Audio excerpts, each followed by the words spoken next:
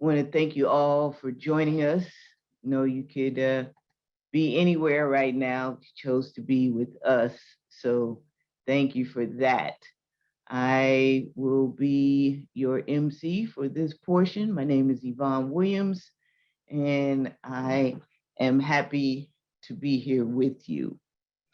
Can we get the land acknowledgement slide? Or actually, I'll just go ahead and begin the land acknowledgement.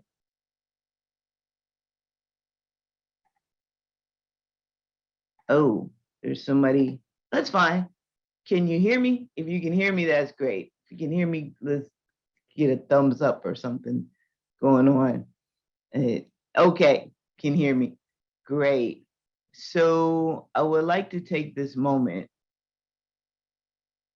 to respectfully acknowledge the Ramaytush Ohlone, the original inhabitants of what is now the San Francisco Peninsula, and the greater Bay Area as the ancestral territory of the Miwok, the Yokut, and the Patwin, as well as other Ohlone peoples.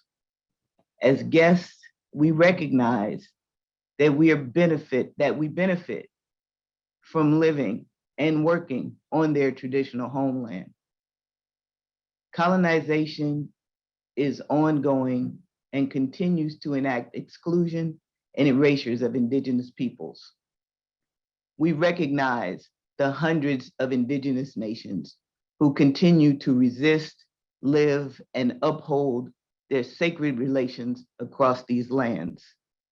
We also pay our respects to the indigenous elders, past, present, and future, and to those who have stewarded this land throughout the generations.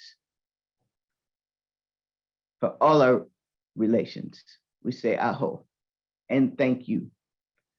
I want to say that it is challenging to acknowledge the colonization that is ongoing and the fact that we continue to pay rent on these lands that have been unceded.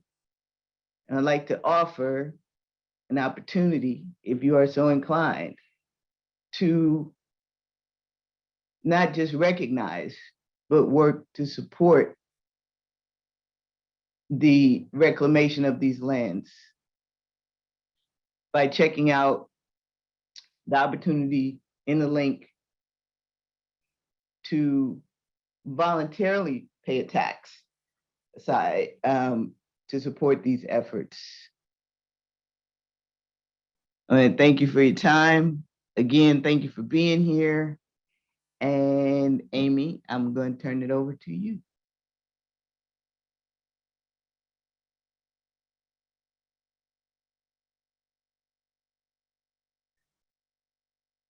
Hello, everyone, and thank you so much for joining us this year for our 9th annual Mental Health Summit.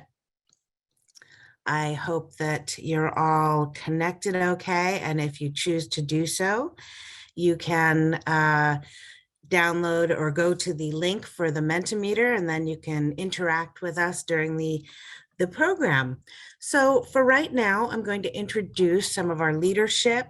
Bonnie Graham, the director of the San Francisco VA healthcare system, and Tremisia Garner, chief operating officer and director of housing at Swords to Plowshares, to do a little welcome for us all. Thank you.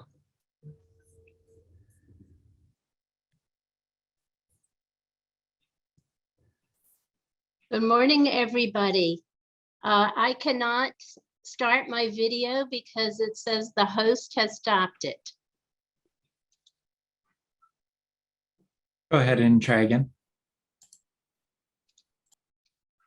No.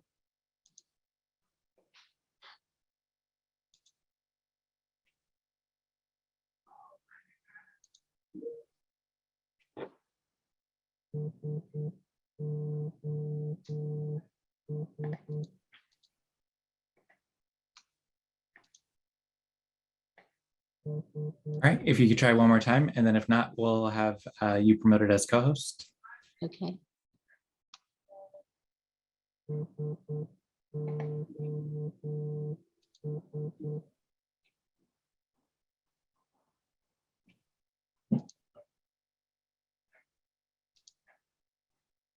There we go. All right. Oh, I just lost it. Can you folks see and hear me? Yep. Okay, great. So first of all, I wanted to welcome everybody and give a great thanks to folks for participating in this mental health summit. I think this is really important. The partnerships that we share, what we learn, is critical to how we care for our veterans. And we all certainly know that we have been really focusing on reimagining mental health care during the pandemic and the racial inequity issues that many of us are all focused on. And I think those are really important. I wanted to share with you that just recently in the last month, I was able to facilitate some DEI listening sessions with our veterans. And they were broken up into groups for racial ethnic minorities, disabilities, women veterans, LGBTQ+, religious minorities, and community partners. And I do want to really thank Tramisha, who you'll hear from next, was on the listening session and contributed. And amongst the many things that I learned from the interactions with folks was really the importance, and I think Tramisha, you shared this, the importance of us having really good communication amongst all of us so that we can really know and understand what the different organizations, the different folks involved in working towards the same outcomes, what we're doing so that we can join together. And I think this mental health summit is a great example of how we can do that. So I am grateful for that. And as the leader of the VA, I am really looking forward to new ideas, feedback, and to really design our new normal that is the future that we'll be working towards. So thank you, and enjoy the time interacting with one another. I appreciate it very much.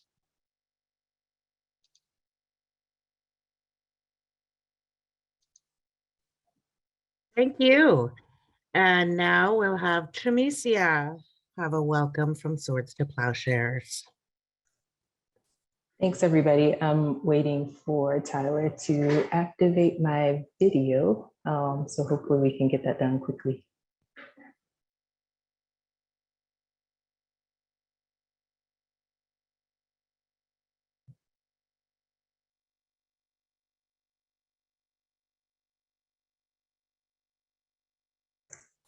There we go. So thanks, Amy, and thanks, Bonnie, for the intro. I'm here on behalf of Swords to Plowshares.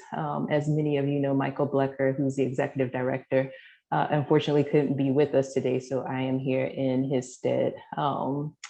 So welcome to our 9th annual Mental Health Summit, Reimagining Mental Health Care. And I don't know how many folks out there participated in the Mental Health Summit last year, but if you did, you know, we did a real focus on racial disparities and inequities that veterans have faced in their time of service and accessing care either in the community or with, you know, the VA healthcare system. And so this year, you know, it's going to be really exciting to build on that work, to have more conversations around race inequities, how we can, as a system, do better to serve the veterans that are coming in for care, folks who are out on the streets, and folks who may not even know that a Swords to Plowshares exist or that they have benefits that they could access using the VA healthcare system.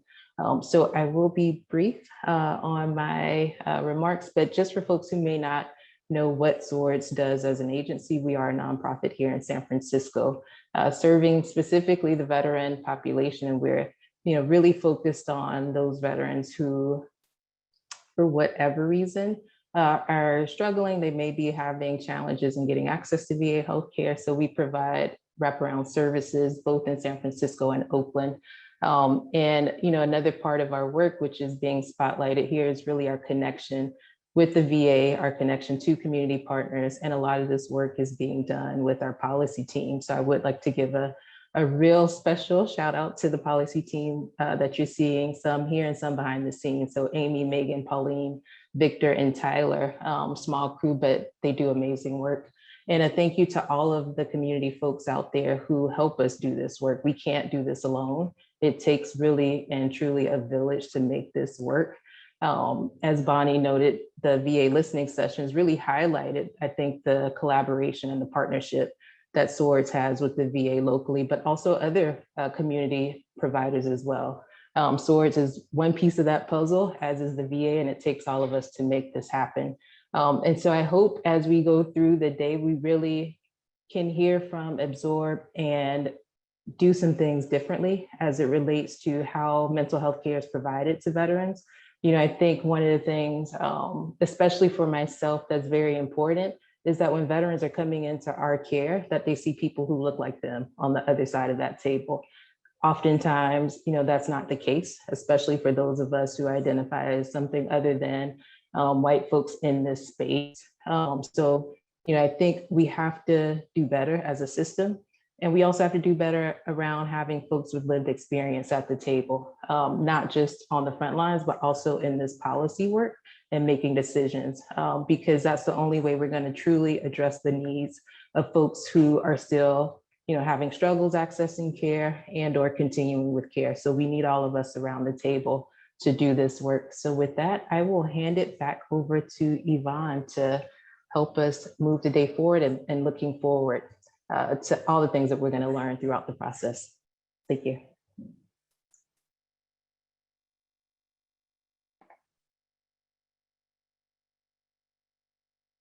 Thank you, Tramicia, and thank you, Bonnie.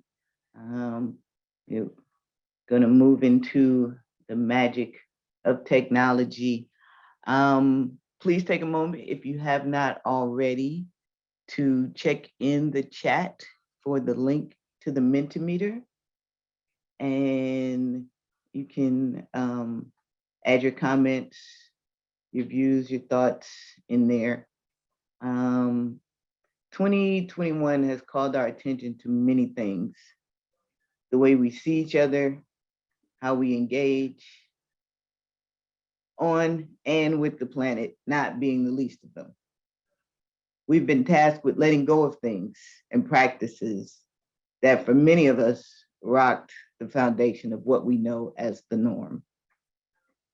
And we're challenged to do all of this as we mourn in the midst of a pandemic, as COVID, overdoses, and race-based violence continue to take our loved ones.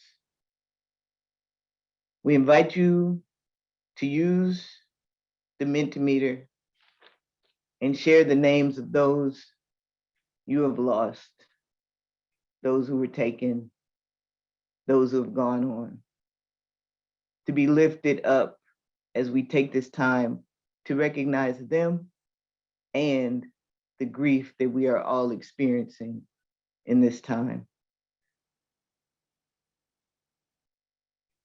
The grief of a single loss, and any of these levels can be debilitating in the best of times.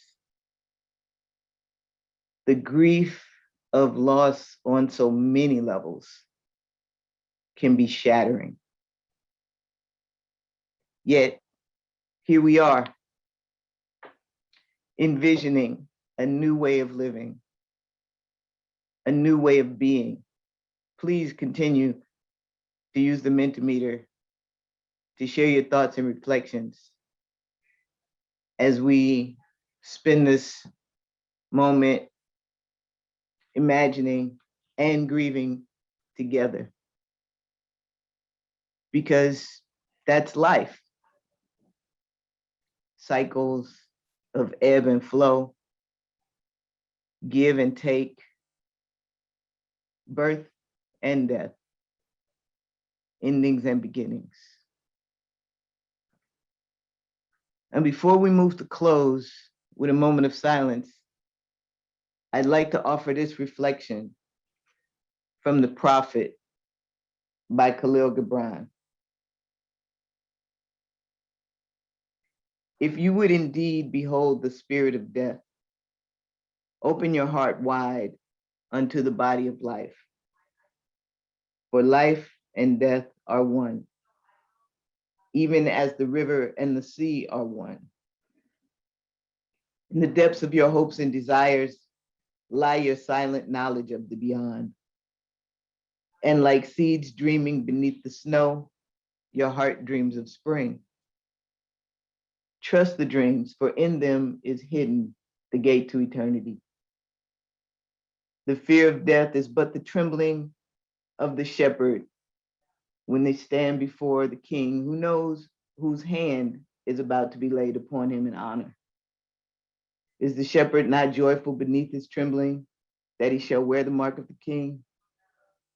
Yet is he not more mindful of his trembling?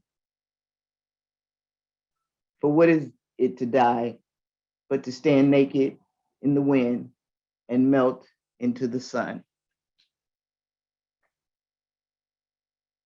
I'd like to take a moment of silence, just reflect and be in this space together.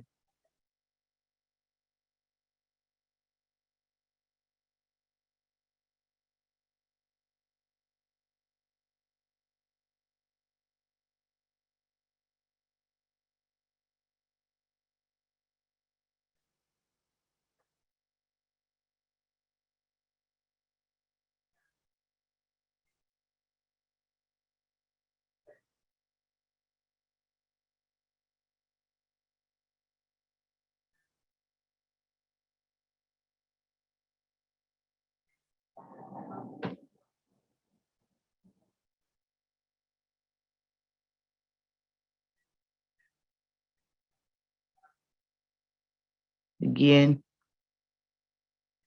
thank you for being here. Thank you for your participation and your commitment to a new and better way. Amy, I'm going to turn it over to you now. All right, thank you. And that was a beautiful quote that you shared with us in this time, and so important to think about the sort of overarching stresses that we are all under. We're going to start with our first panel.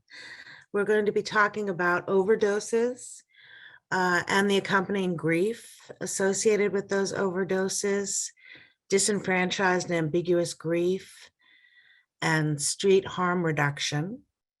Our first panelists are Kristen Marshall, who's with the San Francisco DOPE Project. That is the Drug Overdose Prevention Education Project of the National Harm Reduction Coalition.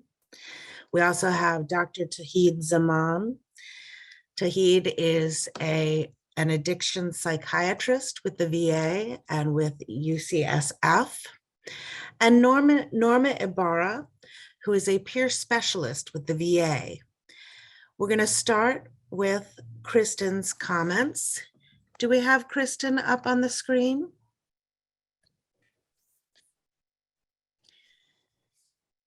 Kristen, have you unmuted yourself? We currently have, okay, we currently have Tramicia's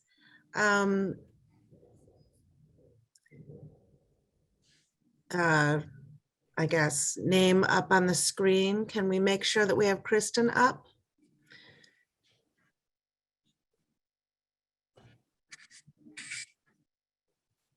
All right, wonderful.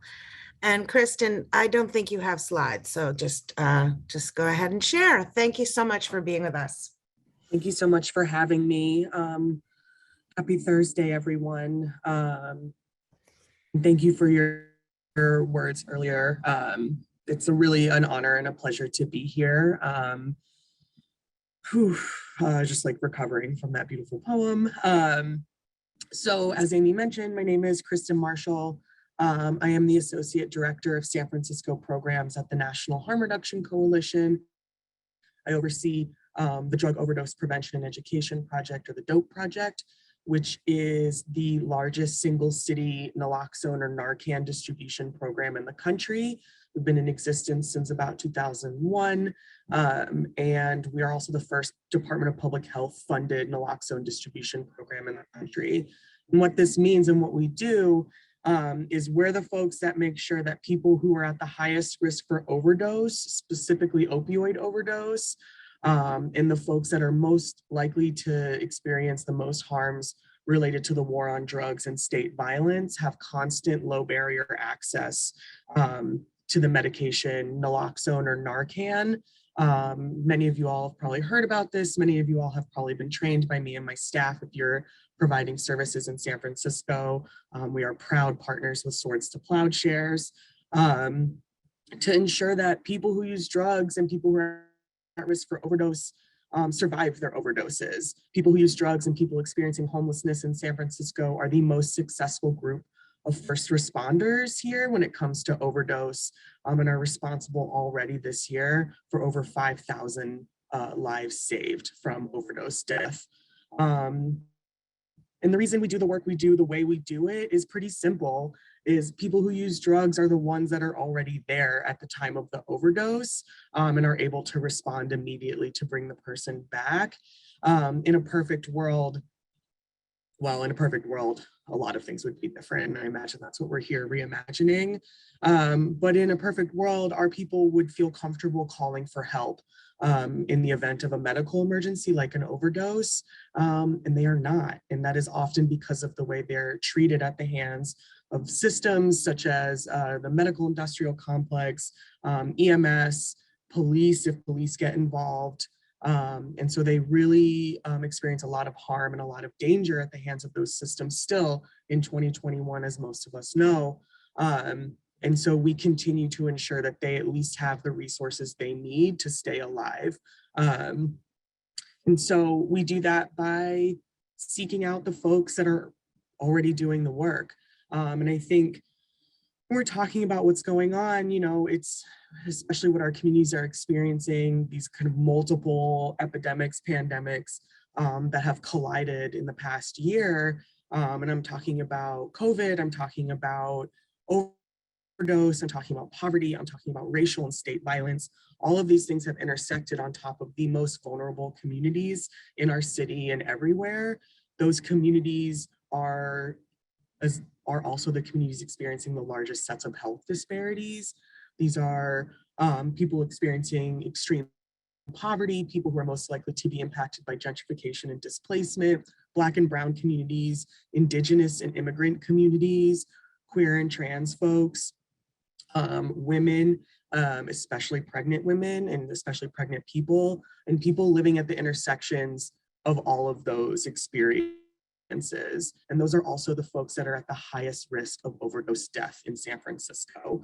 And for us, you know, a lot of what we do is to also really hold the big picture and help people understand why this is happening, what led to this, why are we losing so many people? And so, you know, there's a multiple reasons why we're in the position we're in right now and losing such a high number of folks to overdose.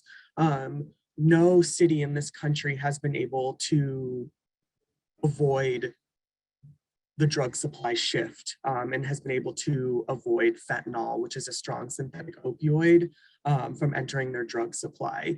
But fentanyl didn't create the overdose crisis. It just amplified the risk factors that everybody was already experiencing. So the same folks that were already at risk for overdose and the harms related to the war on drugs were just made more at risk. Stronger drug supplies are just harder to manage. and coupled with a lack of access to resources, stability, housing with dignity, healthcare with dignity, services where they're centered and their autonomy is honored, those risks just keep going up.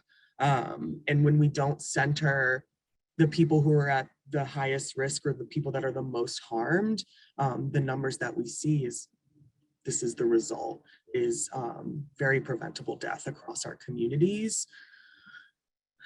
This increased trauma, the increased trauma of COVID, the increased isolation of COVID, every strategy we saw utilized to prevent the spread of COVID-19 was contradictory to the strategies we used to prevent overdose death. Harm reduction and overdose prevention rely on community support and community care, and then the lack of access of that support and care, more people passed away. On top of all of this, this stuff compounds, as many of us are aware, and I know that we're going to talk about more. This compounds a community's trauma and a community's grief. And nowhere do we see that, I think, more profoundly than in the veteran community. We're already holding so many different types of disenfranchised grief. And this is the type of grief that, when we talk about unexpected loss, our communities tend to experience these types of losses. One, they're not unexpected to our communities. They are a reality that is constantly looming for them, is deaths, violent deaths, overdose deaths, unexpected deaths are constantly looming. And that grief creates this sort of disenfranchised feeling where they're not able to process or grieve in ways that feel socially acceptable because the deaths were not considered socially acceptable. This compounds people's isolation, it compounds their trauma, and it compounds their need to seek out comfort and safety where they're able to access it. And so a lot of what we focus on in my heart work, to be honest with you, because I come from these communities, is to really hold people in their grief and in their experiences. I know that I can't end poverty. I know that I can't end racism, but I can be with people and share in their grief and hold it, validate what people are experiencing and center them in their journeys and in their care. And it's why I feel so privileged to be here with you all, because so many of the people, even on this call, so many of the people I work with at Swords to Plowshares at the VA, that is exactly what you all do. And so all that to say is that if you're tired, if your community seems tired, if the people that you care for seem exhausted, this is why, and it's real. And we deserve to hold each other in that. And we also deserve the resources and care to be able to equip our communities with what they need to survive. Because people who use drugs, people experiencing homelessness in San Francisco prove what is possible when they have the right resources, that they can survive and even thrive. And that is something that we all deserve. Thank you all so much. Okay, thank you so much, Kristen. And now we're going to hear from Dr. Tawhid Zaman, and here you are. Great. Okay. Hello, everyone. Thank you for letting me join you from my clinic here at the San Francisco VA. My name is Tawhid Zaman. I'm an addiction psychiatrist here, and I'm deeply honored to be able to join my fellow panelists here. I'm also deeply honored and have been privileged to lead our addiction consult service here at the San Francisco VA, which is a service I helped found about 6 years ago. And we get to work with people who have mental health and addiction issues basically throughout our healthcare system. So I wanted to go through my slides briefly and just share some information about what we're seeing and the work we're doing, much of which might build upon the words you heard from Kristen, which I'm still processing. That was so moving. And thank you, Kristen. So I wanted to let you all know I have no conflicts of interest. I'm not, sponsored by, any medication industries or anything like that. I won't be discussing medications at length today. I did want to share some data about what overdose deaths have looked like in San Francisco before and after shelter-in-place orders went into effect back in March of 2020. So this is a lot of data, but let me draw your attention to the most important parts, I think, for the work we do. First of all, this actually shows you the numbers of unintentional overdoses in 2017, 18, 19, and 20. Those are the 4 different colored bars. And you can see that in general, overdose deaths have been going up each year since 2017. But an interesting thing happened in March of 2020. You can see there's kind of an A over the bar in 2020.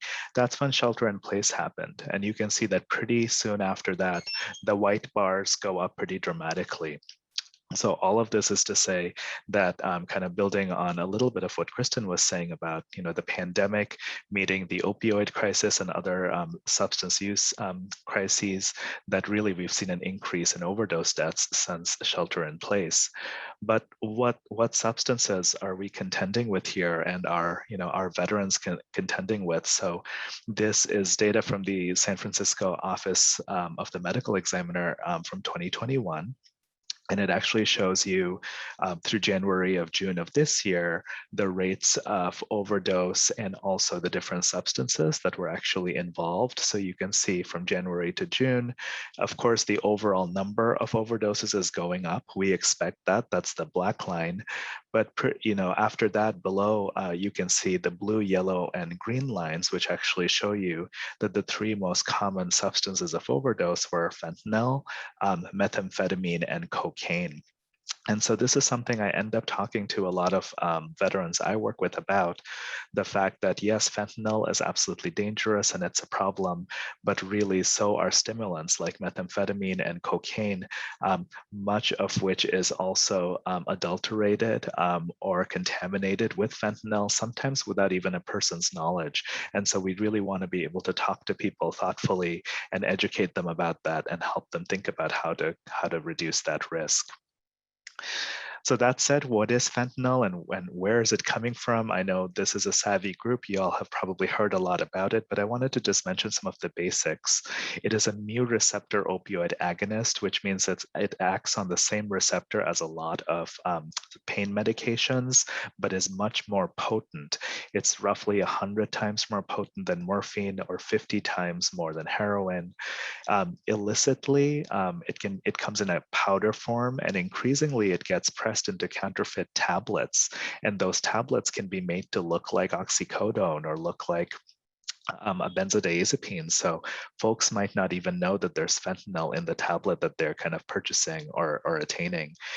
The powder can be mixed with heroin and other stimulants without people's knowledge, and it can be used any number of different ways: injected, intranasal, smoked, etc. Some people do cut up and use the patches, and there are a number of kind of street names that you may hear that I've kind of put on the slide here. That said, most of the veterans I work with just are pretty familiar with fentanyl just as a term. And where is it coming from? This is a busy slide, so please don't strain your eyes, but I think it's helpful to know that a lot of the ingredients or precursors to fentanyl actually originate from other countries and are smuggled in and put together by cartels. So China and then increasingly India are a couple of the big sources of a lot of the illicit ingredients to make fentanyl, which can then get made into fentanyl in the US or in Canada and Mexico, and then kind of transported across the border. I showed you the overdose death numbers, but I think, numbers don't tell the whole story, of course, but I think it's important to know a bit more about, what's behind the numbers, who is being affected by these overdoses. So it's important to know, how many of these people were housed versus unhoused. And you can see there on the left that actually a disproportionate number of the people who experienced overdoses last year, there in the left, were actually unhoused, 27%. That is a much larger number than we would expect based on the number of people who are housed versus unhoused. In terms of where their residence was, if they were housed, the majority of people were in the Tenderloin or in Soma, and the location of death was also most commonly in the Tenderloin or Soma, which is just important to keep in mind. And when it comes to gender and race, important to know that majority of the people were disproportionately male, and the majority of the people in terms of their racial identity were Black or Latinx in terms of their background. So I share all of that data with you just to say and reiterate the point that Kristen made, that really this is disproportionately affecting certain people, certain demographics who have always been vulnerable and disproportionately affected in terms of their healthcare. And we are seeing that even when we look at overdose deaths during the pandemic. So why are people using and overdosing at higher rates? These are just kind of some of the reasons that my team and I have been able to come up with in working with veterans the last 18 months, but certainly the last 6 years. The last 18 months, there has been reduced treatment to access. SUD stands for substance use disorder, and also for non-substance use disorder mental health. So people don't have access to their usual groups, their therapists, maybe less access to their psychiatrists, their social workers, all of their supports because of pandemic related need for distancing and separation. There's also increased accessibility and potency of drugs like fentanyl that I mentioned to you. There's delayed treatment of comorbidities. So there are folks who are struggling with symptoms of trauma or depression or anxiety who are just putting off treatment longer and longer because they want to stay safe from COVID and stay away from our clinics and our hospitals and their usual supports. So people are showing up in kind of more acute or more severe levels of distress when they do. Many of my patients talk about this toxic kind of mix of COVID, recent politics, and climate change, which are huge stressors for a lot of our veterans, as are isolation, being unhoused, using alone, which is a huge risk factor for overdose, and of course, the crises that we're facing now, including the pandemic, really have magnified the existing inequities that have been a part of our healthcare system for a really long time. So all of that makes for this kind of perfect storm in which COVID-19 has been occurring. That said, we are trying to address it, and I wanted to just tell you a little bit about the work that I do and that my team does as part of the Addiction Consult Service. We put this team together 6 years ago, and we've quickly become one of the busiest consult services in our entire healthcare system at the San Francisco VA. I shared this slide to tell you that it's really a team, and I think that helping veterans with mental health issues and addictions is a team sport. So it's not just me, but it involves a psychologist, nurse practitioner, an RN, a pharmacist, and various trainees. And we've actually really been thoughtful about trying to meet veterans where they are in terms of seeing them at each of our outlying clinics or right in the middle at the San Francisco VA. So we actually serve all of those different sites, including up in Eureka, way up in Northern California. And because it's the pandemic, we've really gotten flexible on trying to see veterans and meet with them and help them in whatever format works for them. So that might be, if we get a case referral, we'll talk to people by telephone. If they're able, we'll do a video visit with them. We can even try and get veterans iPads so that they can do video visits if they would like. We see inpatients. So these are patients and veterans admitted to the hospital. So I walk around with my colleagues and I do rounds every morning in the hospital so we can see how they're doing and help kind of support them and bridge them back to outpatient care. And finally, we do e-consults. If a veteran isn't able to or doesn't want to meet with us in person, with their permission, we're happy to look at their chart and share some recommendations with them and their primary care doctor. And what do? We do all these assessments of veterans and their needs. I broke down our recommendations into kind of 3 buckets or 3 columns here: safety, medications, and referrals. We'll often talk to veterans and their providers about helping taper or stop substances, doing fentanyl screens to see what's in their system or what they might be using, helping with urine drug screen monitoring, overdose education, and even tapering medications that might not be very safe for the person if they're interested. We also help start new medications, so substance use disorder medications to help them stay away from opioids or alcohol or tobacco. We can prescribe those medications, but also other psychiatric medications. We try to treat the whole person. So we're also going to help with the depression or PTSD or whatever else might be going on.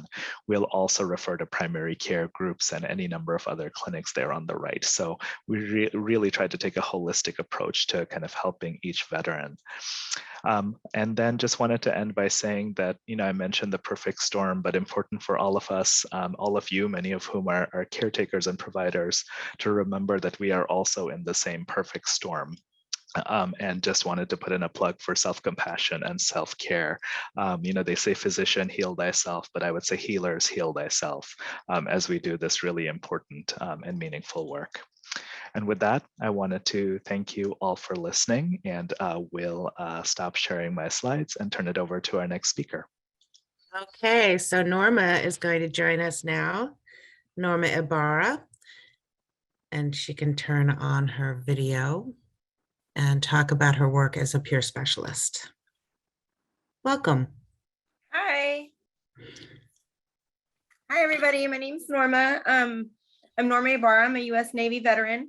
I work out of the San Francisco VA hospital, but I work at the Santa Rosa Clinic in mental health as a certified peer support specialist. And my dog wants to say hello as well. As a certified peer support specialist, we're here to help and share our own recovery story with them. And being able to do that helps in the recovery process. Sometimes we're able to say, hey, we've tried this before, and be able to lead them in the direction of getting the care they need or that they may not want at the time, but having a fellow veteran letting them know that it's okay and not just some doctor or psychiatrist saying, yeah, this is what you need to do. It gets a little bit more effective care. One thing that I wanted to recognize, I believe Dr. Zaman had playing this, and I had no idea, is something that the VA is doing for the opioid crisis and helping is when veterans, as myself, are prescribed an opioid, we are actually also, got a little show and tell, we are also prescribed a Narcan, which I think is amazing because for one, whether we use it for the prescription that we need or we use it on a friend or family member or any other veteran, I think it's just amazing that the VA offers that now. I personally was prescribed opioids for surgery, and I got the Narcan before I even got my prescription. So with that being said, there's a lot going on with what Kristen does as well, talking about the resources, being able to support on the recovery. The VA does as well for us as veterans. And I want to thank Kristen and Dr. Zaman for all that they do and everyone that is helping with this opioid crisis. As a younger veteran coming out, female veteran, it is harder for us. It is harder for the younger veterans dealing with PTSD. And I think a lot of times we don't feel that we're getting the help we need, but more and more the VA is doing more and more to support us and be able to hopefully get these numbers down. Okay, thank you so much, Norma. So we can bring up Kristen and Dr. Zaman, and Norma, you can stay with us. And we might have some questions here from the audience. Let me just change my view here so that I can see the questions. Okay, so we've got our Mentimeter up. So I think this is, maybe for Dr. Zaman, have you found that the systems, which in your case is the VA, have argued against having these life-saving drugs based on an idea that it would encourage addiction or overdoses to continue? That's a great question, actually. I will say I find this to be true with individual providers, much less than entire systems. So we've spent the last kind of 6 years really trying to talk to people about Narcan, about naloxone, which can be such a helpful and life-saving antidote in terms of overdoses. And I will say it really came down to individual people in certain departments that really had strong beliefs about, and stigma around addiction and the fact that these life-saving measures could encourage addiction. And I think our work has been to, first of all, say that all of the guidelines in all of our specialties actually say the opposite. They say, you know what, these are life-saving measures that actually save lives and do not contribute to addiction. So I think sharing those guidelines, doing that education has been a work that we've done individually with providers. And now I will say the VA is great at kind of rolling out policy. And now it is actually VA policy, as Norma shared with us, for universal prescribing of Narcan with opioids. So I think we've seen changes over time on an individual basis and on a systemic level. Great. And Kristen, I'd like you to follow up with that in terms of the systems that you come up against. Sure. I mean, definitely would echo everything Tawhid said. And usually when I come up against, I like to call it resistance to what we do, it is usually based in that, like, if we provide the things that allow people to keep using, are we enabling? And often my response, especially when it comes to Narcan, is that given the actual realities and lived experiences of the communities most impacted here, and what I know about being a drug user and living with people who use drugs and people who are experiencing trauma and a lack of access to resources, we're gonna do it anyway. And not in like I don't mean that in a very flippant way. I mean, like, people are going to seek out the ways, like the things that they need to feel better about what's going on. And if drugs are what they have access to, then the question I always ask is, well, what are the other options? And if my role is to help people recover and to survive and to thrive, then why would I ever want to withhold something that would prevent them from dying? Dead people can't recover, dead people can't thrive. And so for me, I take the drugs out of it, and I say very much like the systems that exist that are keeping people down, like we have to combat that. And Narcan and that kind of like keeping people alive and helping people thrive afterwards is part of that. And so often I was like, yeah, I do enable people to use drugs. I enable people to use drugs safely, provide access to the resources and education so that they can make their own informed decisions, and as many resources and pathways to whatever recovery looks like for them is also all part of that. Great, thank you. We have a question here for Tawhid regarding resources for veterans who don't qualify for VA benefits. So if they have bad paper, less than honorable discharges. Yeah, this is such a good question, and I would say actually, Kristen may know more about this as well. But I think what are available are a lot of the community resources, which actually our veterans are able to take advantage of, but non-veterans are as well. So that can include, for example, the San Francisco Treatment Access Program, or TAP, which people can Google and kind of look up the number and call and kind of get connected to providers, including, if they have Medi-Cal, that you don't have to have VA benefits to do that. Some of the local kind of detox facilities, like including actually Salvation Army Harbor Lights, Joe Healy, some of the treatment programs like Health Right 360 will absolutely see veterans even if they don't have non-VA benefits, if they have some kind of public health insurance, for example. So I would say a lot of those community resources, and of course I think Norma and Kristen may think of even more. So I'll turn it over to them. Norma, please. So I would suggest that they go to the local veteran service office. And also, even if they aren't eligible, they may be still eligible for mental health, which would cause them to be eligible for addiction. And a lot of people don't know that. So visiting their veteran service office or their benefits office at their local VA, even if they've been denied before, dealing with mental health and substance SUD is different, and they may still be eligible. And worst case scenario, if they are not, they can visit the local veteran service office, and I'm sure they'll point them in the right direction. Great. And Norma, this next question is for you as well. What do you think are some important things the VA can do to help provide access to women veterans, in particular from marginalized communities? Well, the VA is actually already doing that as peer supports. they were able to pass without it being sexism. They actually posted peer support positions for only female veterans to apply. So the VA is already stepping up and doing things such as that. I know myself, I put myself out there and I make sure everyone knows, you know, what they can do, but the VA being able to go, and it took them a lot to get that position, to be able to offer that position as a female only position. It wasn't something that you can just do because of all the laws out there. So they're definitely already working on it. Great. It's wonderful to have that peer presence too, to have you there.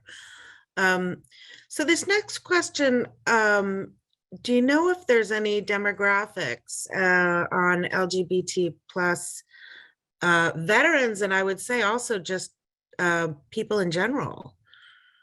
Dr. Zaman and Kristen, maybe? Sure, I can start. I will say I don't have the numbers kind of at my fingertips, but what I will say is that first of all, I think visibility and acknowledgement are just incredibly important to begin with. So I think actually the San Francisco VA does a good job of kind of recognizing LGBTQIA plus veterans and also providing services that are a bit more specific. So we do have an LGBTQIA psychology fellowship, and we do have LGBT specific groups. That said, in terms of addiction specific demographics, I do not know that information. I will say that we know in the broader population, including veterans, that certain subgroups within the LGBTQ kind of community might experience higher levels of what we call minority stress related to kind of to homophobia, perhaps intersectional issues, including racism, and therefore might actually use substances at different rates than non-LGBT folks. And so that there are differences. And so I will say I don't know the numbers, but I think we're moving towards providing more kind of LGBT kind of competent care at the VA. Kristen, would you like to add to that at all? I would just echo, I don't have the hard numbers in front of me. I would say that, again, like a lot of the health, like any group that experiences like large sets of health disparities, so queer and trans folks are absolutely included in that, are also at a very high risk for overdose and overdose death here in San Francisco. Specifically trans women of color are amongst the most impacted, I think I would say subgroup in there in terms of overdose risk and just harms related to the war on drugs and criminalization around drug use for sure. Yeah. So we're going to just have one more question before we wrap things up. And in keeping with the ideas around equity that we're talking about during this whole summit, the overrepresentation of Black San Franciscans overdosing when they're 6% of the population. And if you want to just share a little bit, I know we could spend, an entire graduate seminar talking about this, but quickly your thoughts, and then we'll be setting up in the background for our next panel. Okay, Kristen, you want to start? Sure. I think the easiest way for me, I'll just say it. I think that I know that our public health systems and most of the systems of care and all of the homeless all of these things are designed for a specific type of person. They are designed by and for white people, culturally, like the rigidness of things. And oftentimes in San Francisco, especially, these white systems try to push down on communities of color in ways that are inequitable, cause a ton of harm, tons of generational trauma,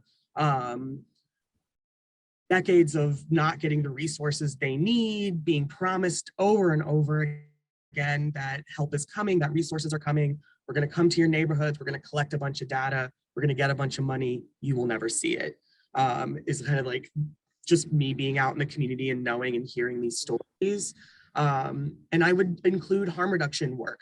in that. I personally feel culpable for some of that, and work really hard alongside community members to expand the work we do, specifically to with permission, enter communities and ask, how can I be of service? What do you need? Most of the time it's just the information and education. And then they're like, cool, we'll take it from here because we know how to take care of our people best. I think most communities are like that. And when we funnel resources directly into communities, that is where the magic happens, that because we take care of each other best. I learned that from veterans. I've learned that from being queer and queer and trans folks. I've learned that by being in communities of color, knowing that we're the best ones to take care of us. So more resources need to go into supporting that community-based work, and taking care of those communities in the way that they're asking for and not telling them what they need to be doing.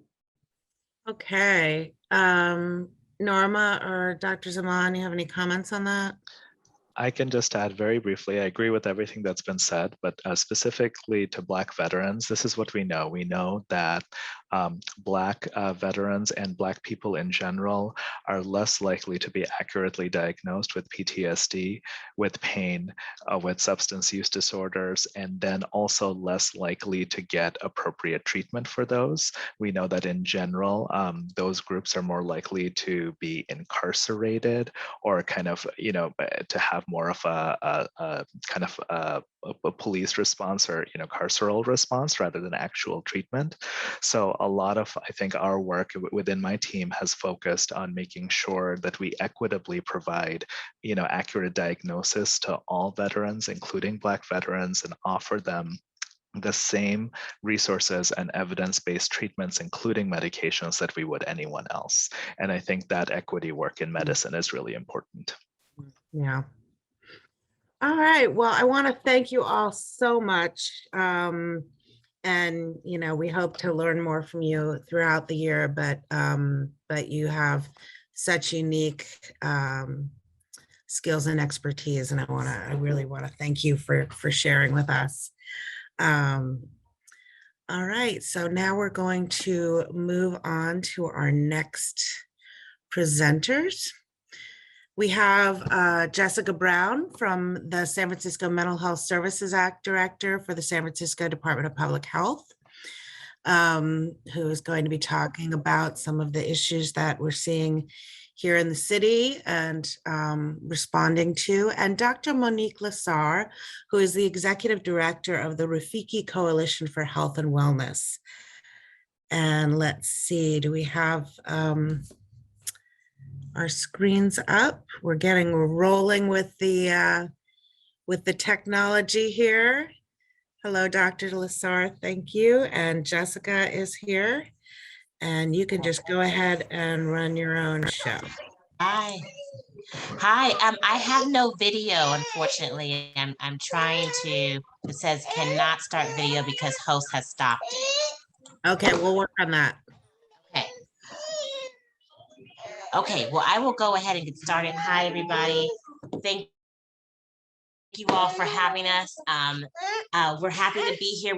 I was here last year to present on just health for Black veterans. And so we're happy to come back just to tell you a bit about what's been happening in San Francisco as pertains to Black mental health and the work that myself and Dr. Lassar have been spearheading this last year, especially during this pandemic. So I'm gonna go ahead and share my screen. Oh, I can turn my video on now. All right, and you all may see a little visitor. I have my assistant with me, my daughter, Nahima, who will be helping me with this presentation. So I'm gonna go ahead and share my screen now. Okay, here we go. All right, okay. I think it's sharing. Okay, perfect, okay, great. All right, here we go. And all right, okay. So thank you no, not Coco yet. So thank you. Okay, go turn it on. Sorry, everybody. She wants her Coco Melon. Yes. Okay, Thank you so much. All right, so last year I kind of talked to you all about Black mental health and what are some ways that we wanted to address the disparities that are impacting Black San Franciscans, especially when it comes to our mental health as well. And so I talked a little bit briefly about some of the programs that we're doing and what we wanted to start on to address those disparities. We actually recently got approval to launch our Black African American culturally congruent behavioral health initiative within our civil service clinics. So I will explain to you a little bit about what that's going to look like, and then I'm going to pass it on to Dr. Lasar to talk about the framework that is culturally congruent for our behavioral health clinicians. As you all know, Black African Americans have the highest rate of hospitalizations for depression in San Francisco. Our county behavioral health system shows a very high penetration rate of Black African Americans in our adult and older adult children, youth, and family systems of care. And we also have higher penetration rates of 5 or more visits, again, for depression within our system of care.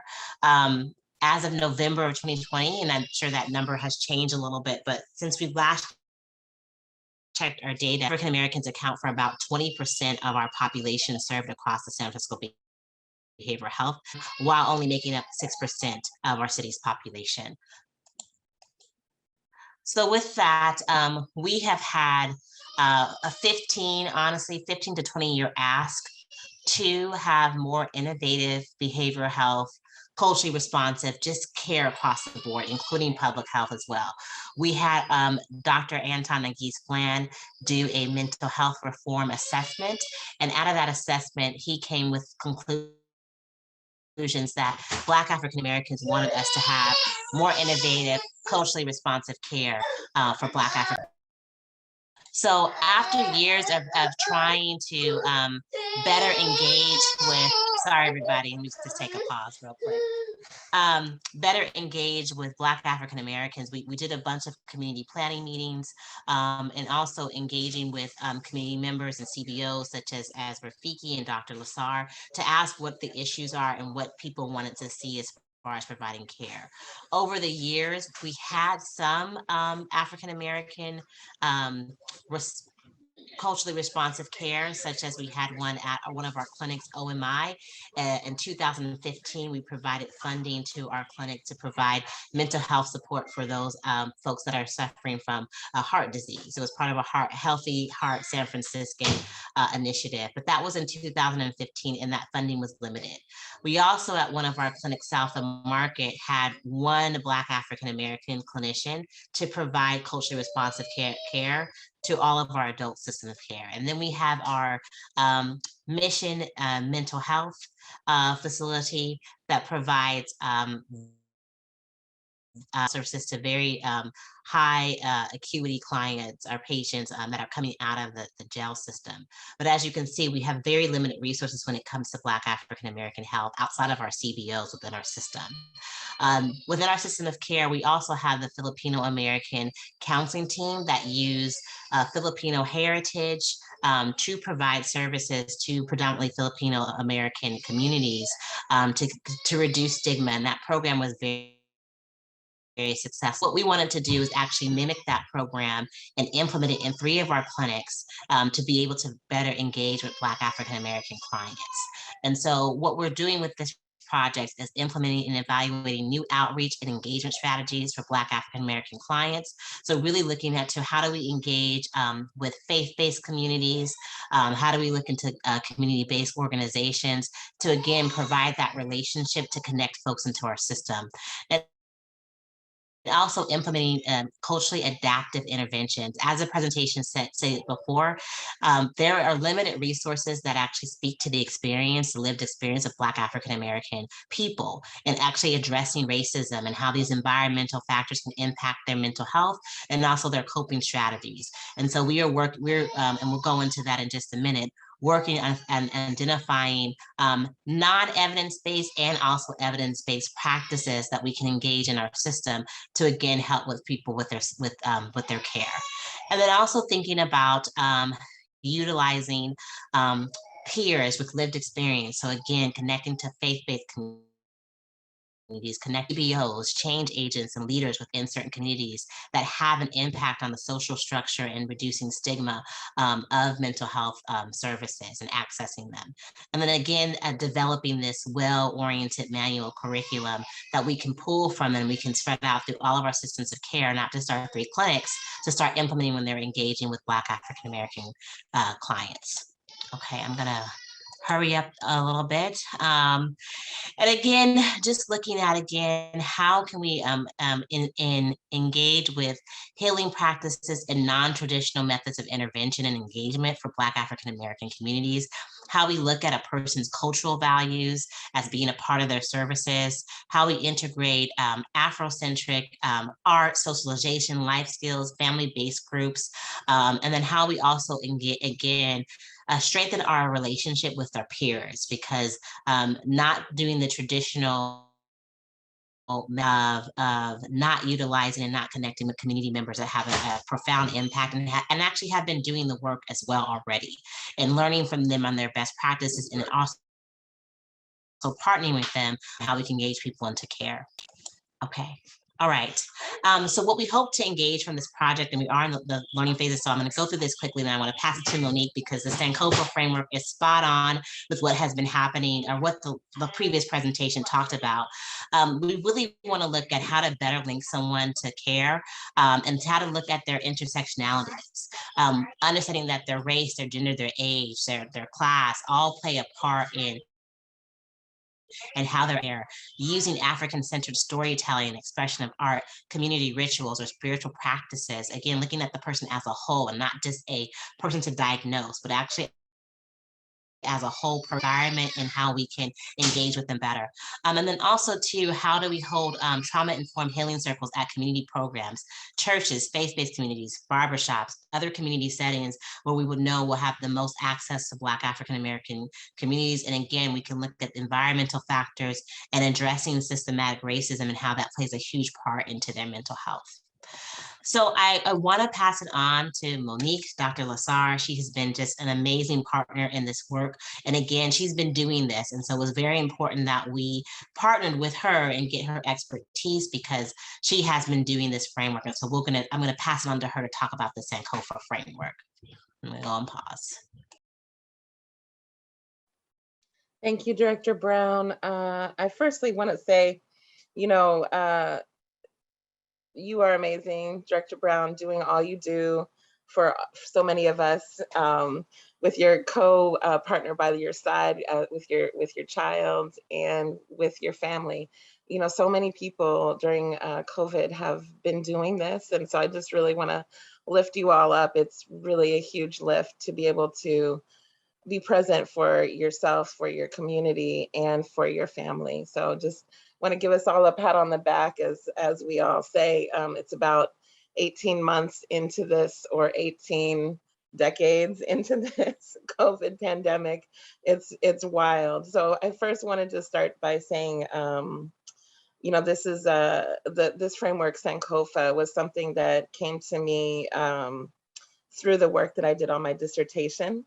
And this, I proposed this to MHSA in 2012. Kim Gennady, some of you know, was tremendous, and Marla Simmons in supporting even just creating this project. But then unfortunately, it wasn't able to be funded at that time. And so, it's been hanging out there, and I mentioned it to Director Brown last year, and she was able to bring us forward with it. So Sankofa, which is really means, many of you have seen the Akan symbol. It's from the Akan symbology, which is also the Rafiki symbol, and that's behind me here.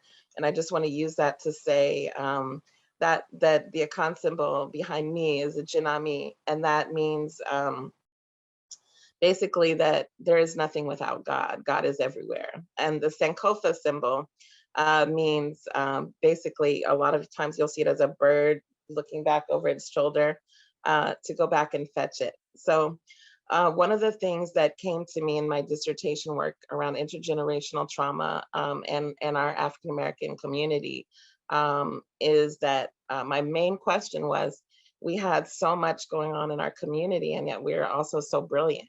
And so how could we deal with both the brilliance and the pain, and where does that come from? And so I wanted to look backwards in order to look forwards.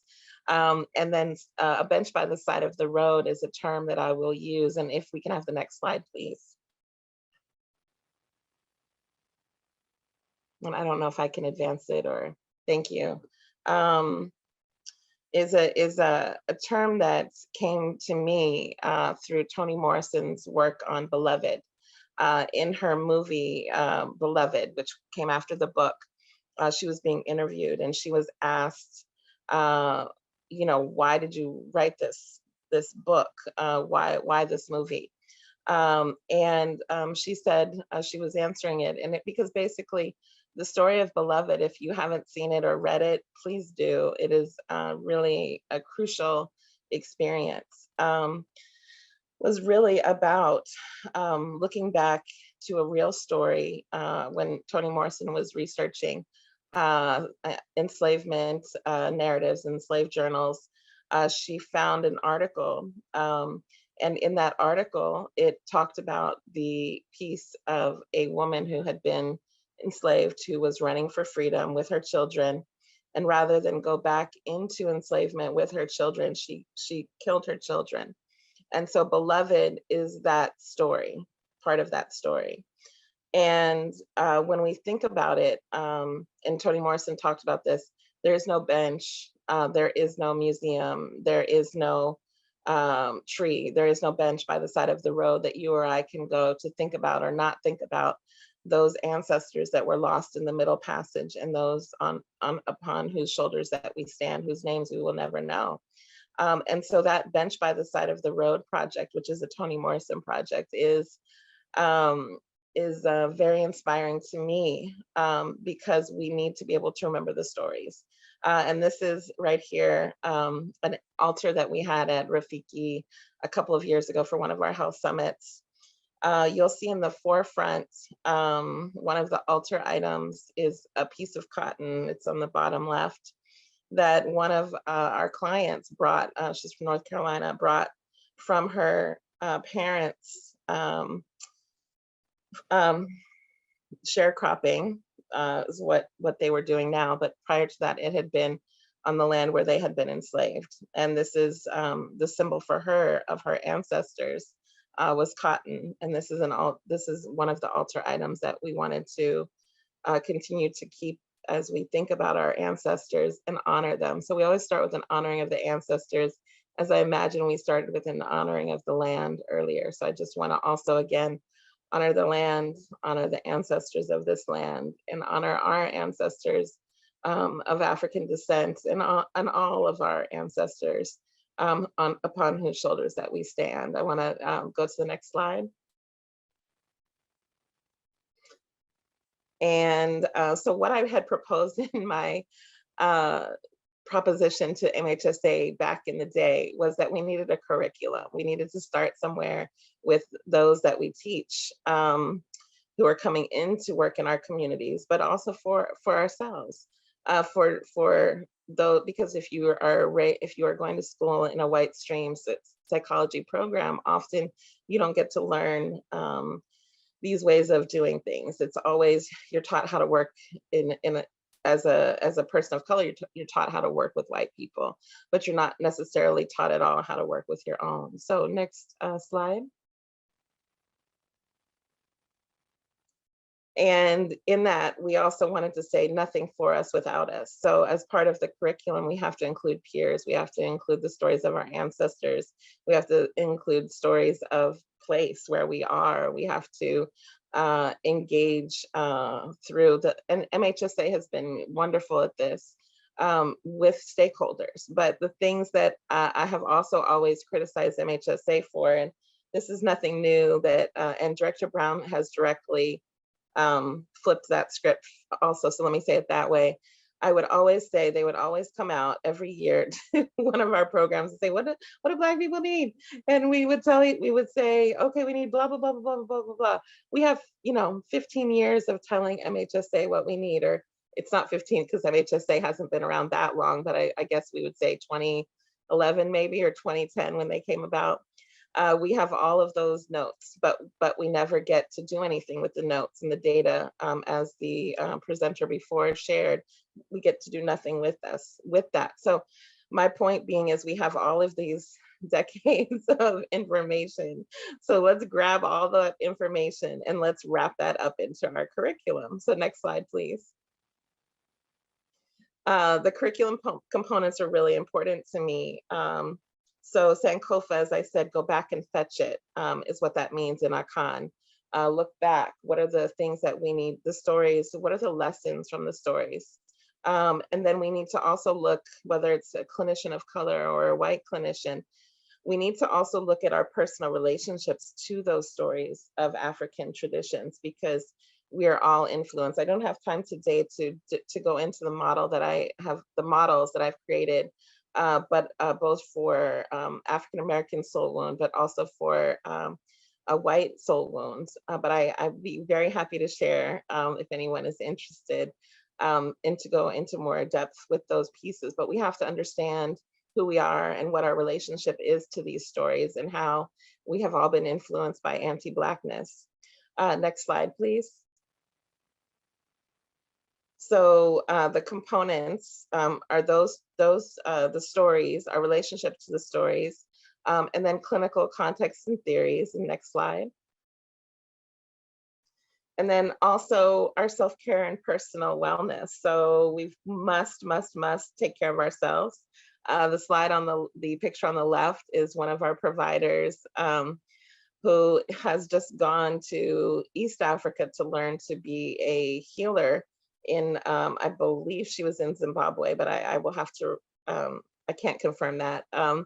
She just went to do sound healing, but this is her doing sound healing here with kids actually, I think this was Juneteenth last year, our bootleg Juneteenth that we did without the city's permission. And then we also have to have, if you see on the right, circles. We have to workshop and we have to have practice sessions. So we can't just go in and say, here's how you work with Black people. We got to actually practice both what we have internalized for clinicians, Black clinicians, but also for other clinicians. What have they internalized around anti-Blackness and all of those narratives that had allowed enslavement, that had taken, if you will, dehumanization that dehumanizes white clinicians and impacts their capacity to actually see Black people. So we have to workshop and practice those. Next slide. And so this is just the evaluation timeline. If you're interested, we can share that with you. Next slide. But we really must flip the script. And what I mean by that, next slide, please, is that we have to get into the healing. We have to get into the stories. We have to get into the things that are really true. The only way to actually do that and flipping the narrative, by what I mean by that is, it's this concept around taking agency. It's Afrocentric.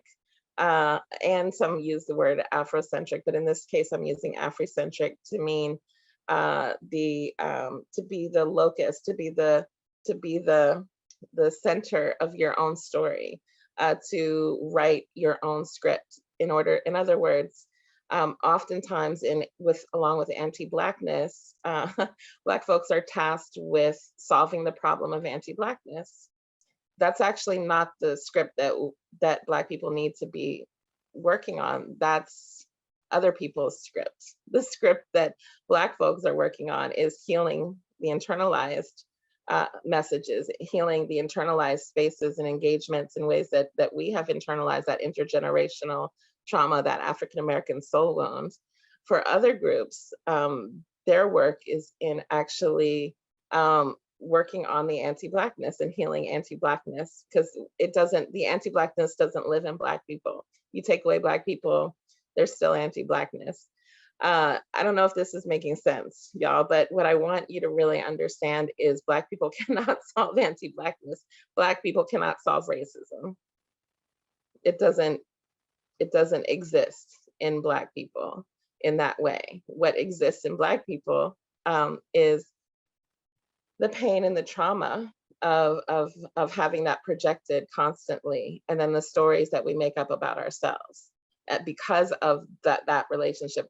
But what we want to do instead is flip that script and say, actually, if I'm the actor in my own narrative and I get to say the script my way, what is really true? And so we really want to look at what is the healing, what is the opportunity for healing in these new narratives. Next slide.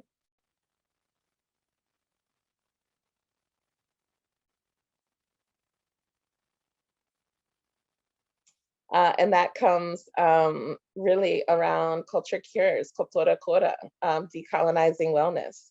And so in all of that, yes, so I'm actually seeing something in there. And I don't get to really talk a lot about everything today, but one of the things that, if you all haven't had a chance to read, please read My Grandmother's Hands.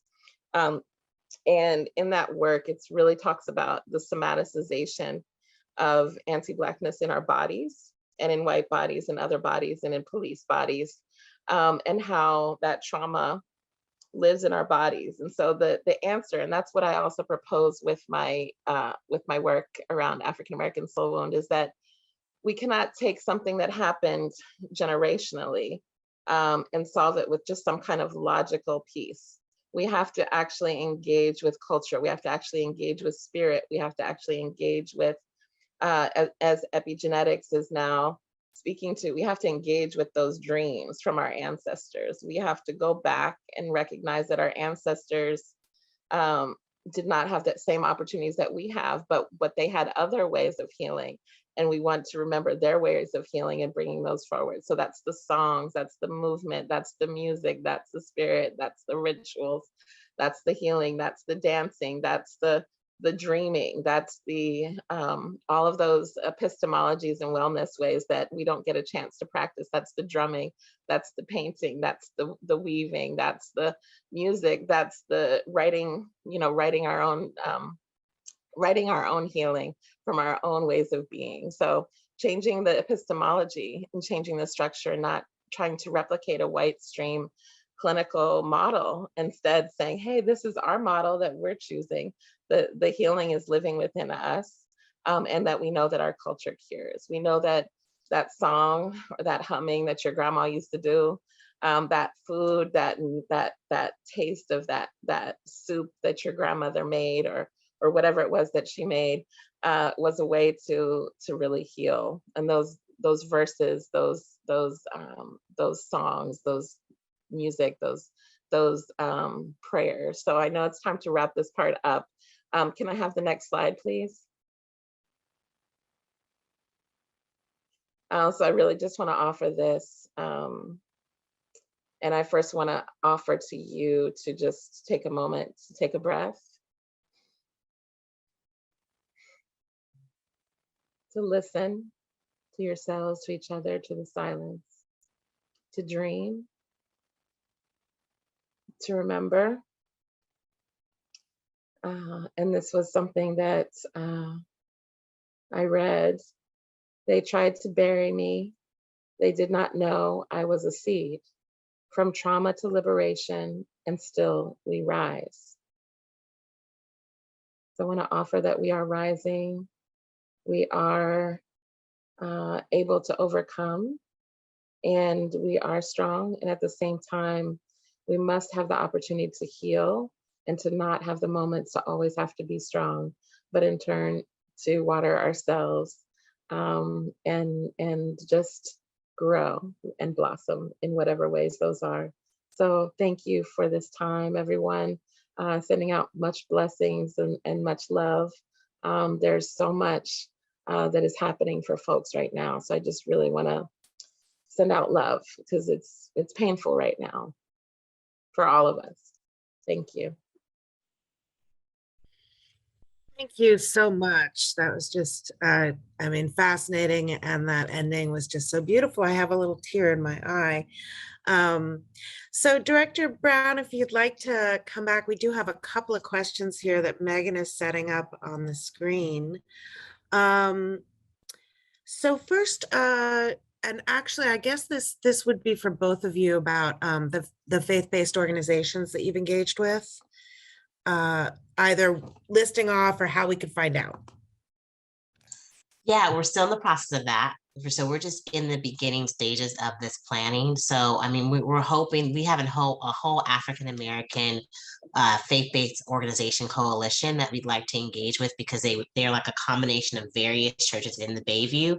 That's one group that we're looking for. We also identified the Black Jewish organization in San Francisco has reached out to us. They actually attended us proposing this idea to the state and was interested in also being a part of providing healing spaces. So those are the two so far, but again, we will provide more information once we're ready to launch to engage with more community members. And we're also going to hire a cultural liaison to help be that person to get us engaged with Make It Black, with Director Davis, and also too with the faith-based coalitions.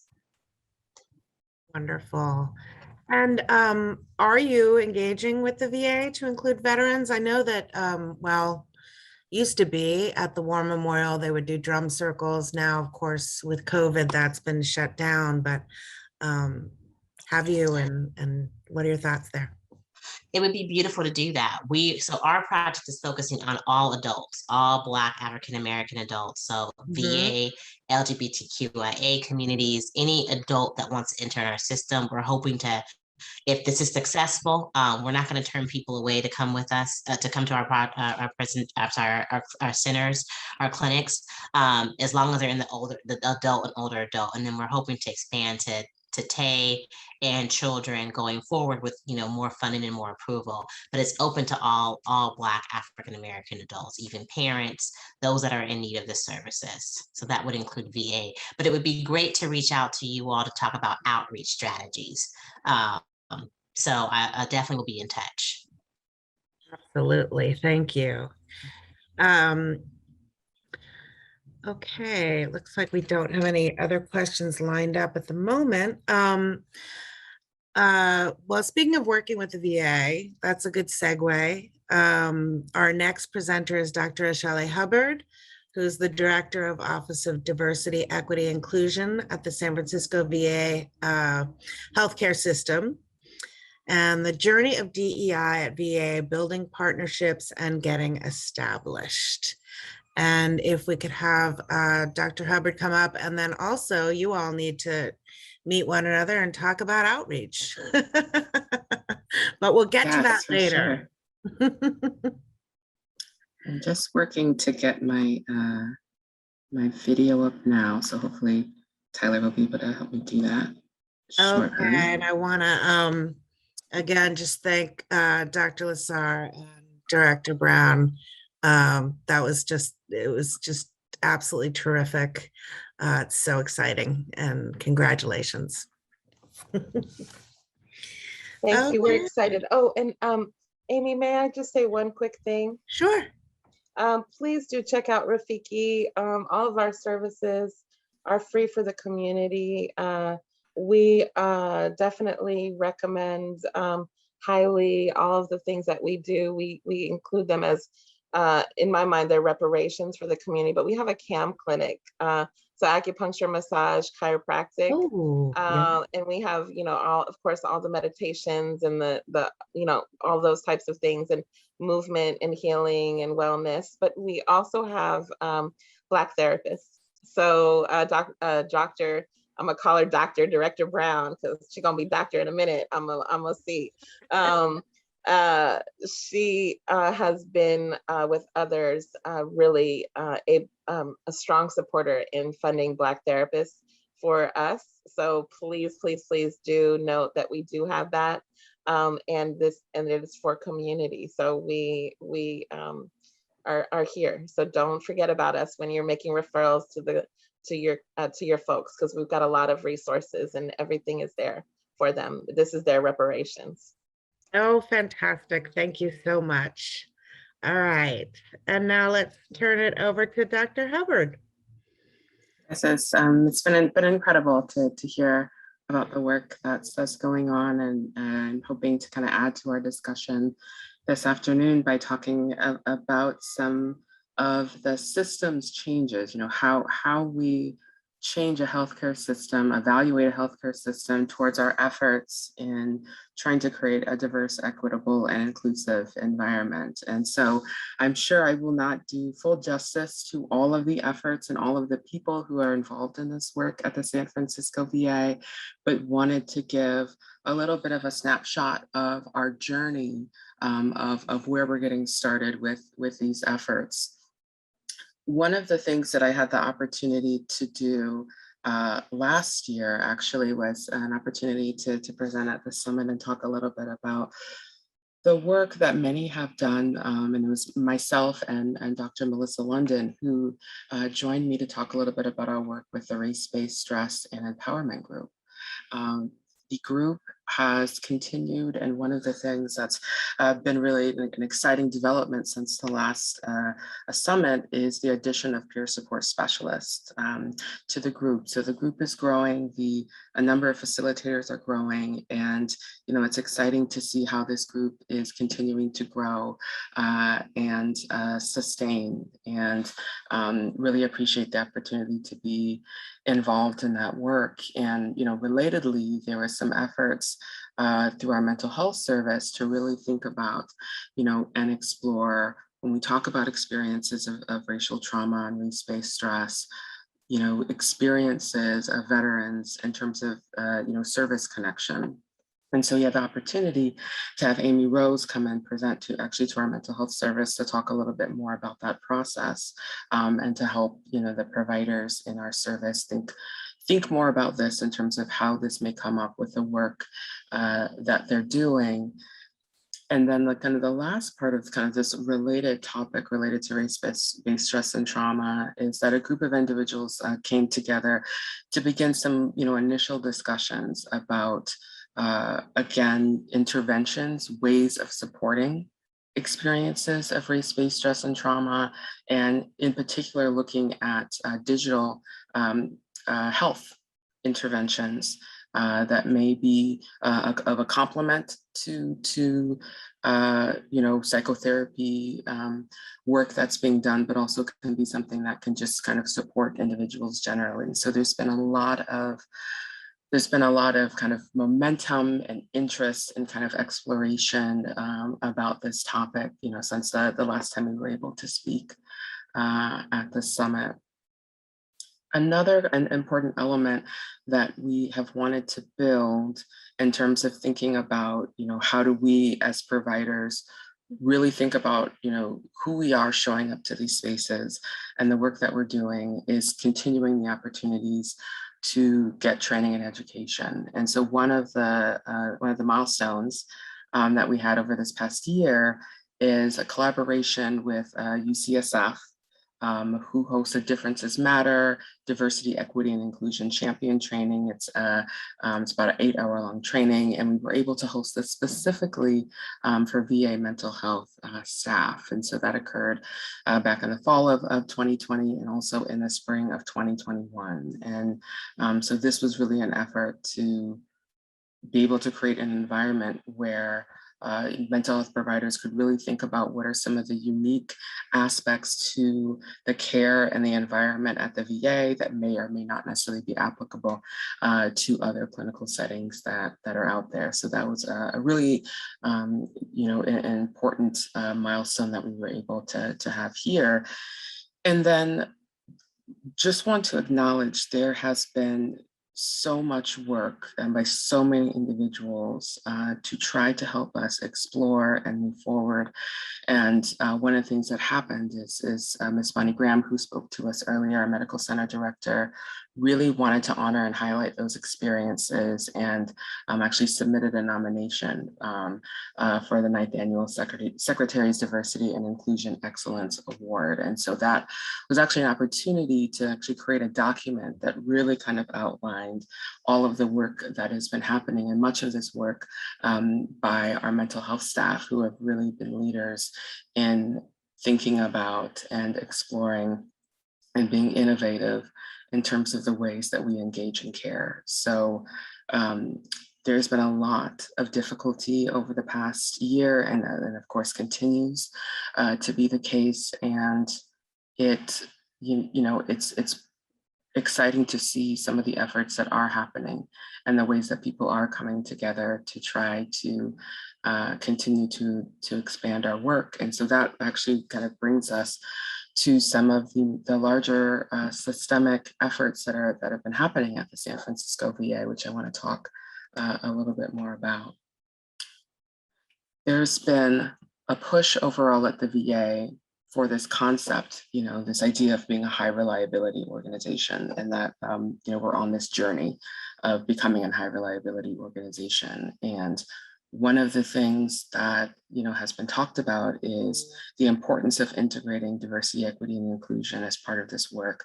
And so I just wanted to show this image, and it's not an image that I created. I want to give credit to Dr. Christopher Watson. He's a psychologist and who has been a support and a mentor to our medical center director.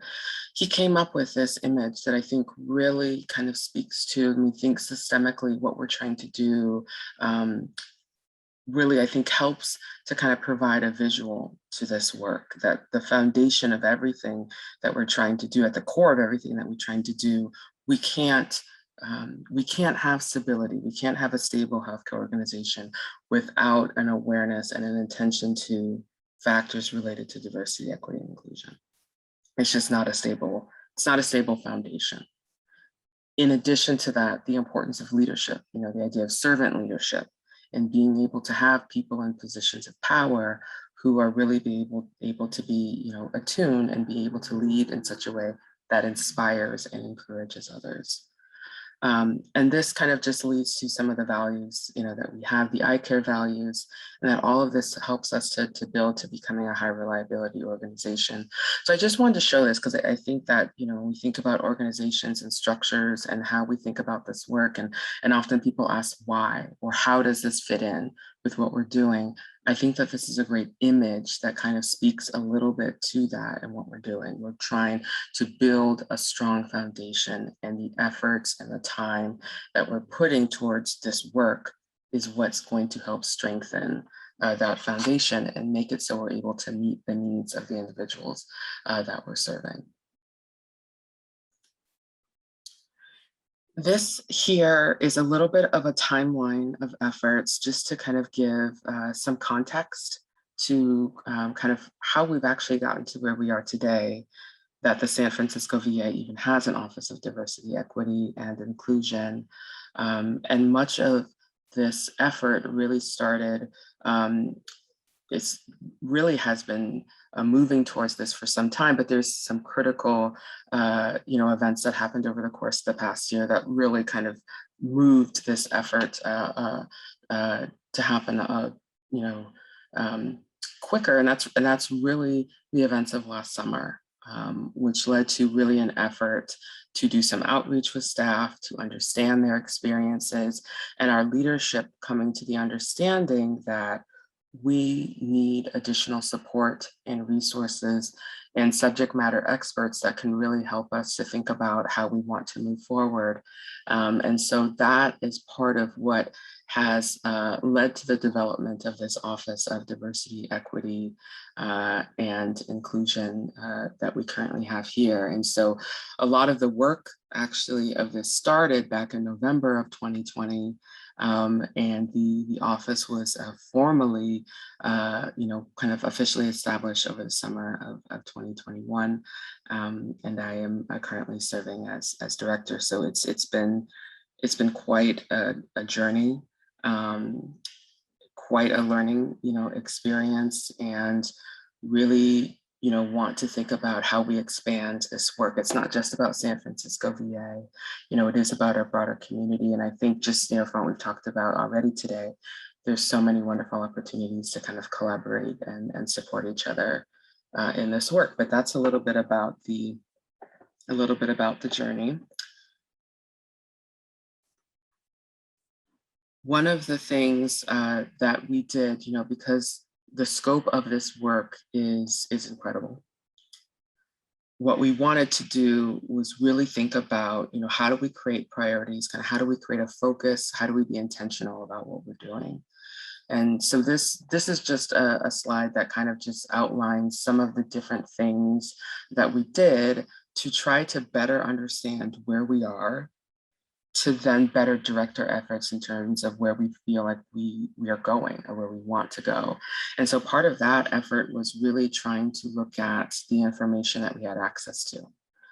Being able to look at, veteran demographics, employee demographics, being able to look at the information that we received. The AES stands for our All Employee Survey, and looking at the results that we found from there and creating kind of a scorecard that we could use to track changes over time.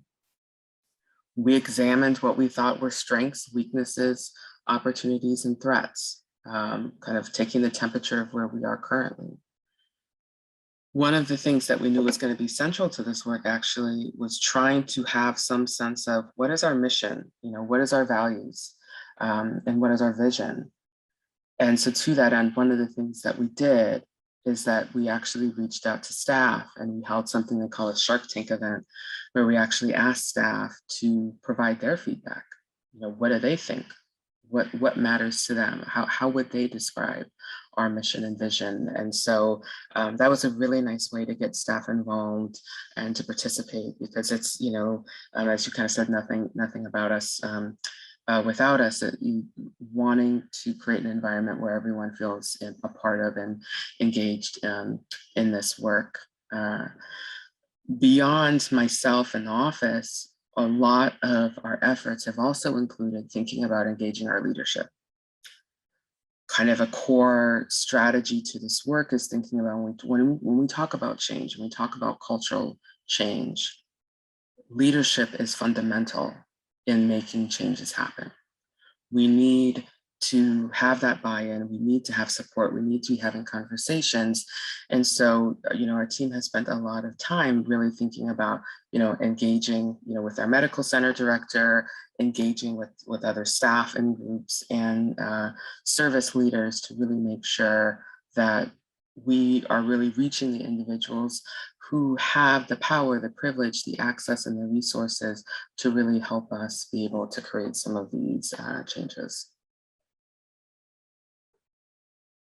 This is just an example, actually, of our analysis. So we ended up in May, as you'll see there, we had a 3-day retreat, actually, in which we really sat down, myself, our medical center director, members of our executive leadership of the hospital, and several other staff representatives. We came together and we really thought about what's important about this work, what information do we have, where are we trying to go? How do we break this down in such a way that the work is going to be meaningful and is also not going to overtax the communities that are most likely to be the ones that are already engaged in this work?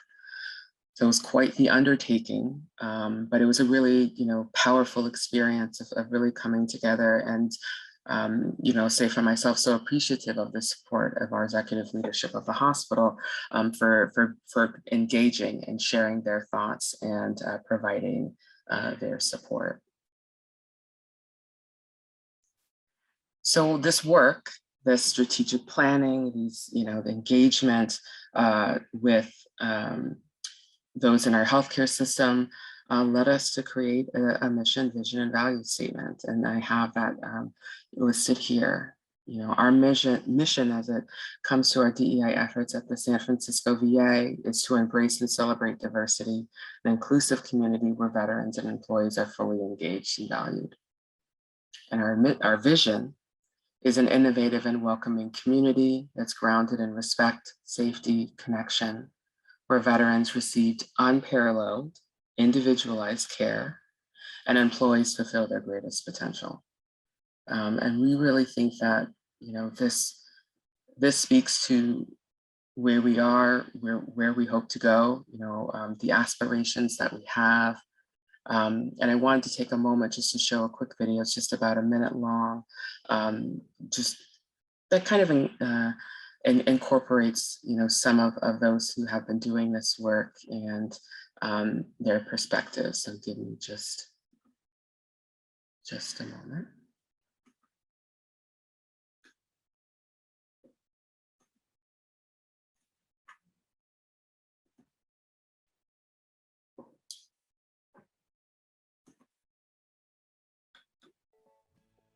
And please let me know if you're unable to hear. Is committed to diversity, equity, and inclusion. I am so proud to work at a place that values our voices. I can barely hear the audio. Employee, a veteran, or even both.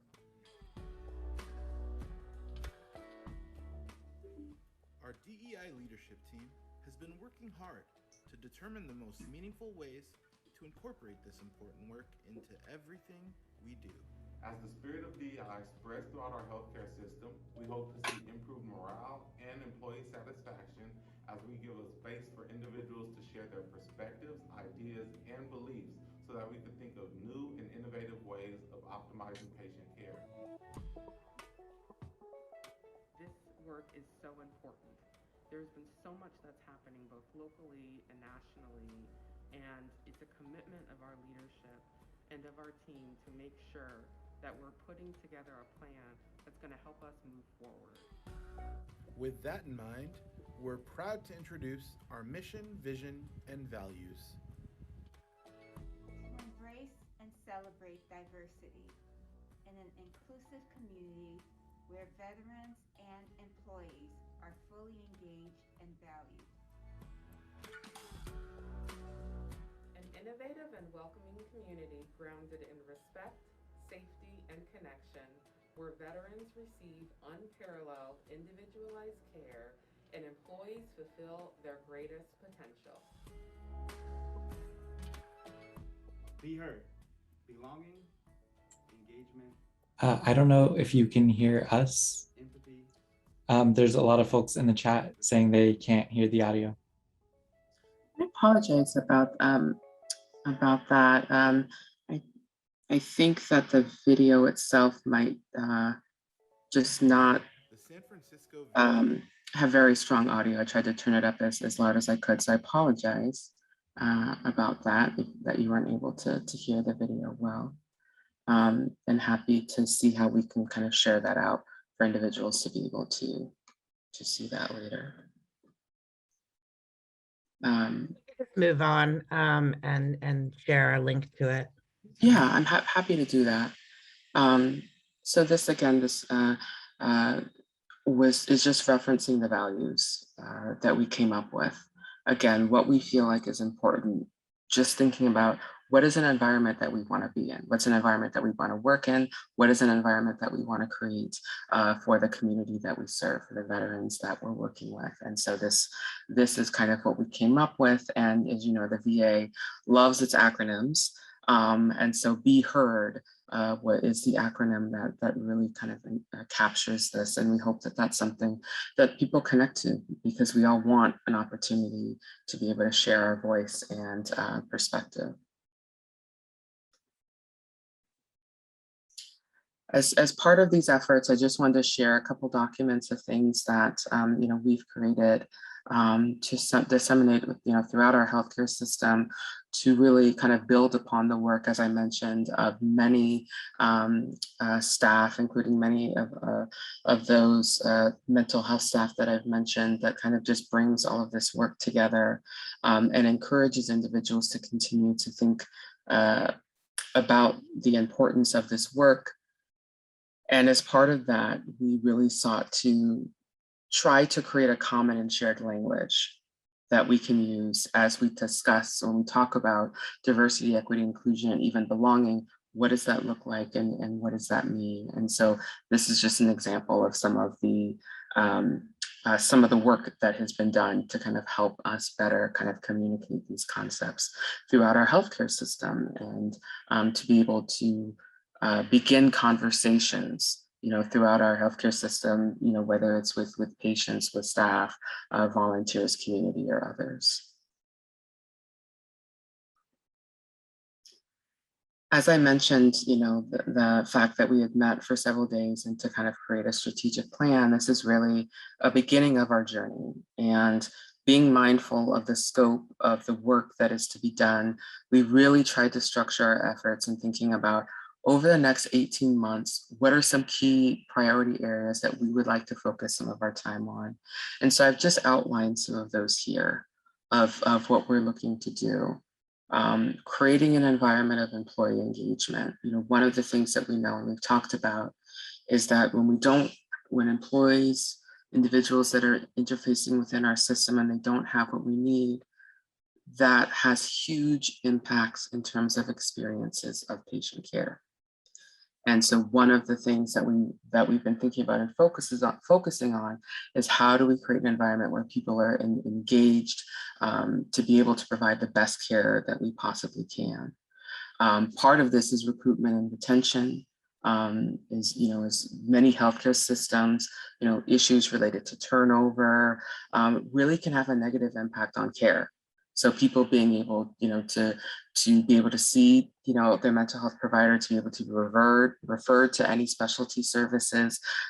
This is something that we have a lot of concerns about and want to put forth, a lot of effort to thinking about how do we retain the individuals that we have to make sure that we have those available to be able to provide the care that we need. And part of this is looking at the healthcare disparities and inequities that we see. So, kind of as some of the questions and comments that related to earlier, disproportionate rates, that we see of conditions or differences in treatments, as Dr. Zaman talked about, differences in care for those who identify as Black or African American, and we know that occurs in the veteran community. So we want to really have a concerted effort to think about what is happening in our community and what sort of interventions, training, education, research do we need to put in place to create changes.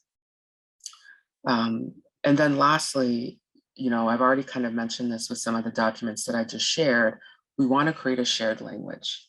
So whether you're an employee or whether you're a patient interfacing throughout our system, we want you, when we talk about diversity, equity, and inclusion, we want that to be something that connects. We want that to be something that someone's able to speak about what that means to them. And so some of the work that we've been doing, Ms. Graham mentioned the listening sessions that occurred with veterans.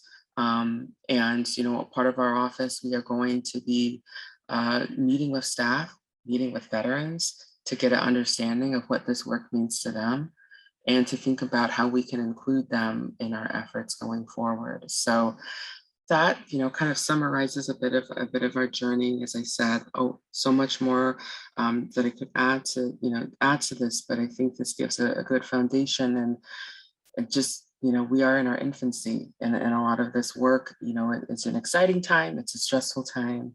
And I just appreciate the opportunity for you all to allow me to share where we're at. Wonderful. Thank you so much. We are running a little behind, but we do have some questions. Okay.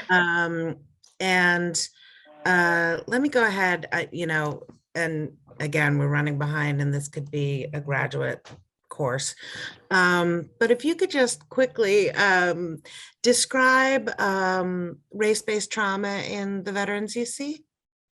Sure, happy to do that. Of course, hard to conceptualize that, briefly, of course, but when we talk specifically about the veteran population, you have to be mindful of, not only the experiences someone has before they come into service in terms of racism, discrimination, but then this additional layer of experiences that individuals are experiencing while they are serving. And so this is not something that's necessarily been looked at or paid attention to in the same way as we talk about combat trauma or military sexual trauma, but that there are experiences that people have in terms of the assignments that people are given, as part of their service, the experiences they have, with others that they're serving, with leadership, that all of these things can lead to trauma. And that trauma, as we've shared before, can look similar, but it's not necessarily exactly the same as PTSD. So there's been a lot of work that's been happening to really explore what race-based trauma looks like for veterans and how we can create some interventions to better provide care. So very quick answer, but I just wanted to touch on to give just a little bit of a lens to that. And I'm seeing this question here about any changes in the feedback from veterans of color or retention of veterans of color as patients. That's a really good question. I think we have been getting feedback, a little bit of feedback in the sense of that people are aware that these efforts are happening. Even someone kind of talking about that they were encouraged or even wanted to seek out care from our San Francisco VA because they knew that this was happening. We've also had this on the employee side of an employee saying, I heard that this is an effort that you're having. This made me want to be employed at the San Francisco VA. So we're early in this, and part of our work is being able to track that over time. So that's part of what we're hoping to do, because it's not just about putting out initiatives or things. We also want to know, is the things that we're working making a difference? Is it actually meeting the needs of the people that we're serving? So my hope is that, by the next summit, we actually will have a lot more concrete information to share about that. Absolutely. Okay, well, I want to thank you again, and we do look forward to the next summit and seeing how we all progress. So with that, thank you so much, Dr. Hubbard. Thank you. We'll be bringing on Mink Lincoln. Mink Lincoln is our Director of Diversity, Equity, and Inclusion at Swords to Plowshares, and has been working with our whole staff and training us, and she's going to go over some of the concepts. So thank you and welcome, Mink. Good afternoon, everyone. Can you hear me? Yes. Yes, great. Okay. So hello, everyone. And so as Amy said, my name is Mink Lincoln, and I am the Director of Diversity, Equity, Inclusion, the new Director of Diversity, Equity, Inclusion at Swords to Plowshares. And I'm so excited to be here with you. And I just want to honor everyone that's gone before me. Thank you so much for all that you've shared. I've really learned a lot from everyone and what you have going on at your organizations and at the VA. And so at Swords to Plowshares, we use culture of humility in our diversity, equity, inclusion initiative. And so today we will be sharing with you critical self-reflection. And so there are 4 principles that we usually follow, and we're in the middle of incorporating culture humility throughout all of our policies and practices. And we're really striving to train all of our staff in understanding and utilizing these principles in their work with each other and with the veterans that we serve. So I really wanted to share this photo with you all. This is a lovely painting by Terrence Osborne, and I really also appreciate the land and the ancestor acknowledgements that happened a little while ago. It's really a reminder to affirm our responsibility as individuals to stand with communities who really want support. And as we go on, I just want to acknowledge that we're all holding a multitude of feelings right now and responses to stress, and that they're all valid. So as we go through this culture humility presentation, it's very brief. It's going to be a little interactive, and so it's going to call you to do a little bit of self-reflection. So please get ready for that piece.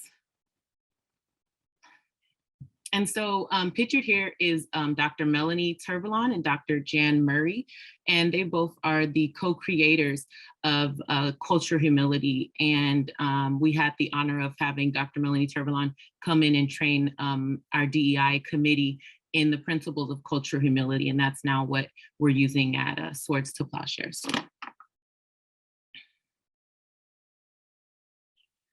So the first principle of cultural humility is a lifelong process of critical self-reflection and self-critique. And so what that is that's an ongoing individual examination and critique of your internal biases. And that's just related to being a human right at the core. And so this is very important, because it's not for someone else to point out to you what needs fixing and what you need to do, but really this first principle concentrates on you really acknowledging yourself and taking that time to critically reflect.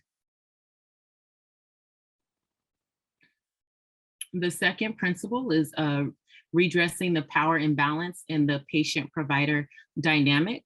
And so this really invites providers or the person who's considered the expert in the relationship, to really have the courage and humility when interacting with a patient, in a way that allows you to listen and learn, and to remove the barrier of being considered the expert in that situation.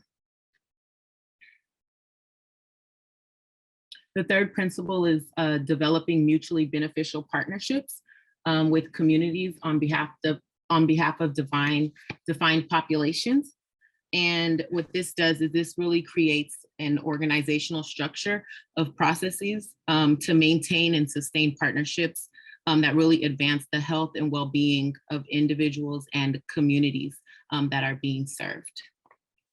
And the last principle is advocating and maintaining institutional accountability. And that really encompasses the three principles above: a lifelong learning process, and readdressing the power imbalance, and developing mutual beneficial partnerships. So that's all of those together. Because as we know, individual development is essential. However, it's not sufficient as a standalone process to really redirect the social hierarchy. So why the word humility?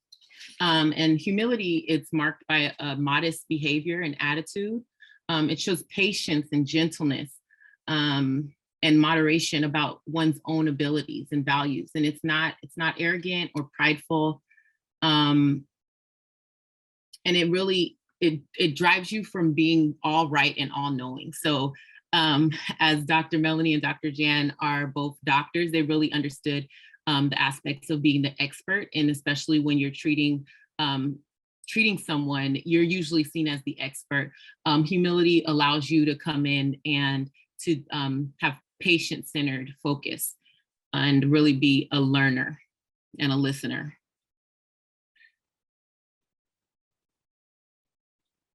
And then culture. So putting the two words together, cultural humility. The next piece is, so what is culture? And so many of us know that it's something that we're engulfed in and ingrained in our worldviews and the values that we have, our belief systems. It's a world lens, pattern of behaviors. But we also know that it's ever changing. So what's happening today might not have been happening. It might not have been okay 10 years ago, 20 years ago, 30 years ago, right? And so the culture is forever changing, and it's expressed in views and attitudes and behaviors. And it's really oftentimes individually defined. So this is the part where we are going to get a little bit interactive. And so if you can go into the Mentimeter and share some. Okay. Oh, because it pulls up now. Okay. So the examples of culture that we have are there's ethnic groups, there's religious groups, it's age, physical ability. So if you can type into the Menti.com just some other cultural groups that we might not see here. If you have a cultural group that you want to share with everyone, let's get those on there. I see some culture groups up there: Panamanian, cisgender, mother, immigrant, woman, white, Jewish, Catholic. This is great. Let's get some more things out there.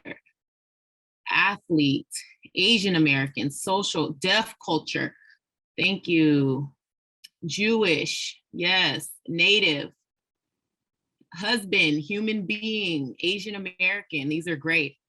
So as we can see, you know, with 135 people here, we know there's going to be a ton of cultures mixed and blended. Thank you. Yes. LGBTQ, Buddhist, Hispanic, American culture. Right. So we know that culture, it can be geographic location, it can be professional. What about like a veteran culture, right? There's special interest groups, sports, right? What about the culture of being unhoused or being previously incarcerated, being currently incarcerated, right? It could be formed by our social circumstances. There's so many cultures that we encounter on a daily basis, right? Gen Z, yes. Yes, undocumented, Catholic, social worker, mental health consumer, child of a parent with SMI. Yes, yes. Okay, thank you guys. This is so good because POC, thank you. This is great to really be able to interact in this way. And for us, thank you all for joining in on the Mentimeter and sharing all the different cultural groups. And I'm sure there's many, many more. But this is just one of the ways that we can self-reflect and realize that hip hop culture, okay, Yvonne, thank you. So that we can self-reflect on ourselves and what cultural identities we have, and also to recognize cultural identities that others may have that we're just not aware of. First generation immigrant, I see that there. So with that, I will go on over to the next slide. Thank you. Oh, do I have to share my screen again? Okay. All right, cool. All right, so here we are with critical self-reflection. So we just did that little activity on culture. And so with critical self-reflection, in this principle is really self-reflection and lifelong learning, meaning that we're constantly going to be doing critical self-reflection. We're constantly going to be asking ourselves questions as we navigate and interact with different people, right? And so when we are doing our self-reflection, we need to know our identities. What are we bringing to an interaction? In what ways are we bringing our identity? And this is the big one. What ways are we bringing our power and privilege to the work that we do in the interactions that we hold with folks? So as we go into the next slide, I would really ask everyone to just take a second and think about the power and the privilege that you hold. Maybe the unassuming power and privilege that you hold. So we will think about social identities, right? So we talked about culture, and now we're going to talk a little bit about social identities. And so we have gender and race and sexual orientation and attraction and your religion, if you have one, right? Spirituality, your social economic class, age, your ability, cognitive, physical, emotional, right? And so this is just a very small list of social identities, but I'm gonna ask for us to go back into a Mentimeter and please type up any social identities that you are a part of, that you might not be a part of, that you're aware of. Just let us see what we have here in the room and what might not be here. Able-bodied, gay white male, bilingual, cis woman, LGBTQ ally, yes, good. Artist, bilingual, able-bodied, poor, bisexual, middle upper class, able-bodied, disabled, bisexual. Any more? Any more social identities? Older white woman here, we have that here, being male. Aging woman, kink community, Southerner, poor, artist, mom, educated. Having a graduate degree, Black woman, grew up poor.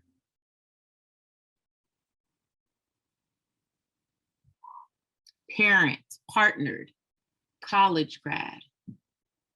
Yes.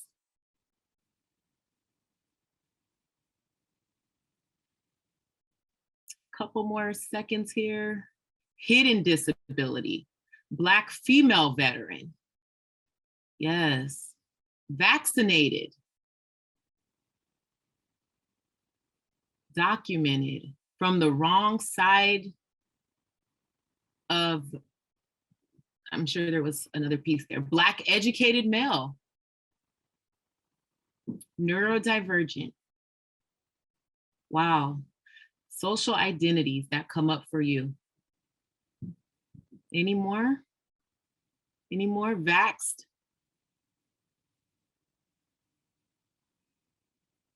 Social identities. So as we differently abled, firstborn, don't have children, hidden disabilities, obese. Yes, yes. So as I'm calling out all of these social identities, right? We can think about the ones that I named, which seem obvious, right? The gender, race, sexual orientation, religion, socioeconomic, but we see there's so many other social identities that we bring into the the interactions that we have. So many. So there's a poet. I love it. This is great. First generation. I think I read off most of them. Having a graduate degree. Street smart. Yes. Auntie. Blonde. Yes. Dancer. Wow. Black military enlisted. Older white woman. Yes. Yes. So as we just take time to just think about the social identities that we hold, I think that we can also understand the privileges that we might have. And some of the things that are listed, we carry, and it might not be held as a privilege. And if we don't take time to really recognize how we show up in the world, we will never see what's unseen. For example, if a fish is swimming in water, it has no clue that, because it's socialized to this water. It's not like, oh, I'm swimming in water, right? It's socialized to accept. And it could be hurting others and it has no idea, right? So in our interactions, we really have to dig deep to acknowledge and know what we're bringing to interactions and what we can learn from someone who might be receiving services. See the word advocate, right? Advocate and be an ally, right? And practicing self-reflection really allows us as individuals to learn our own backgrounds,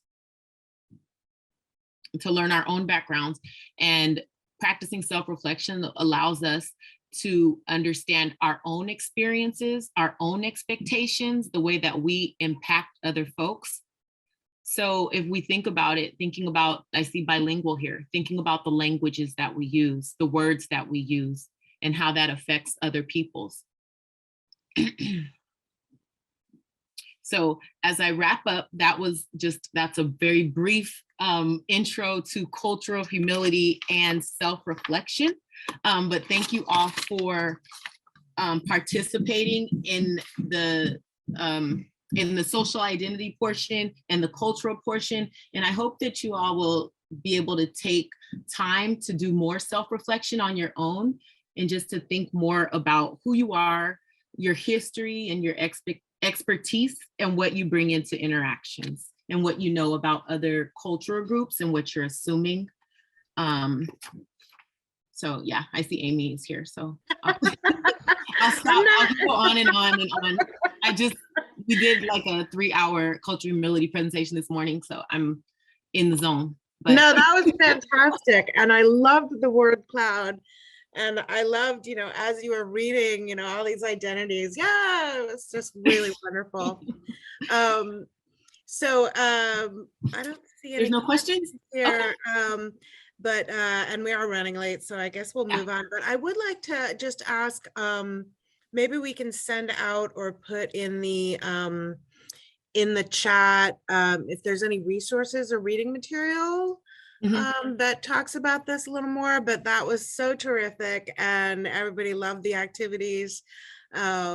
Just really made me smile, and also just very enlightening. So thank you so much. All right, take care. Great. Great.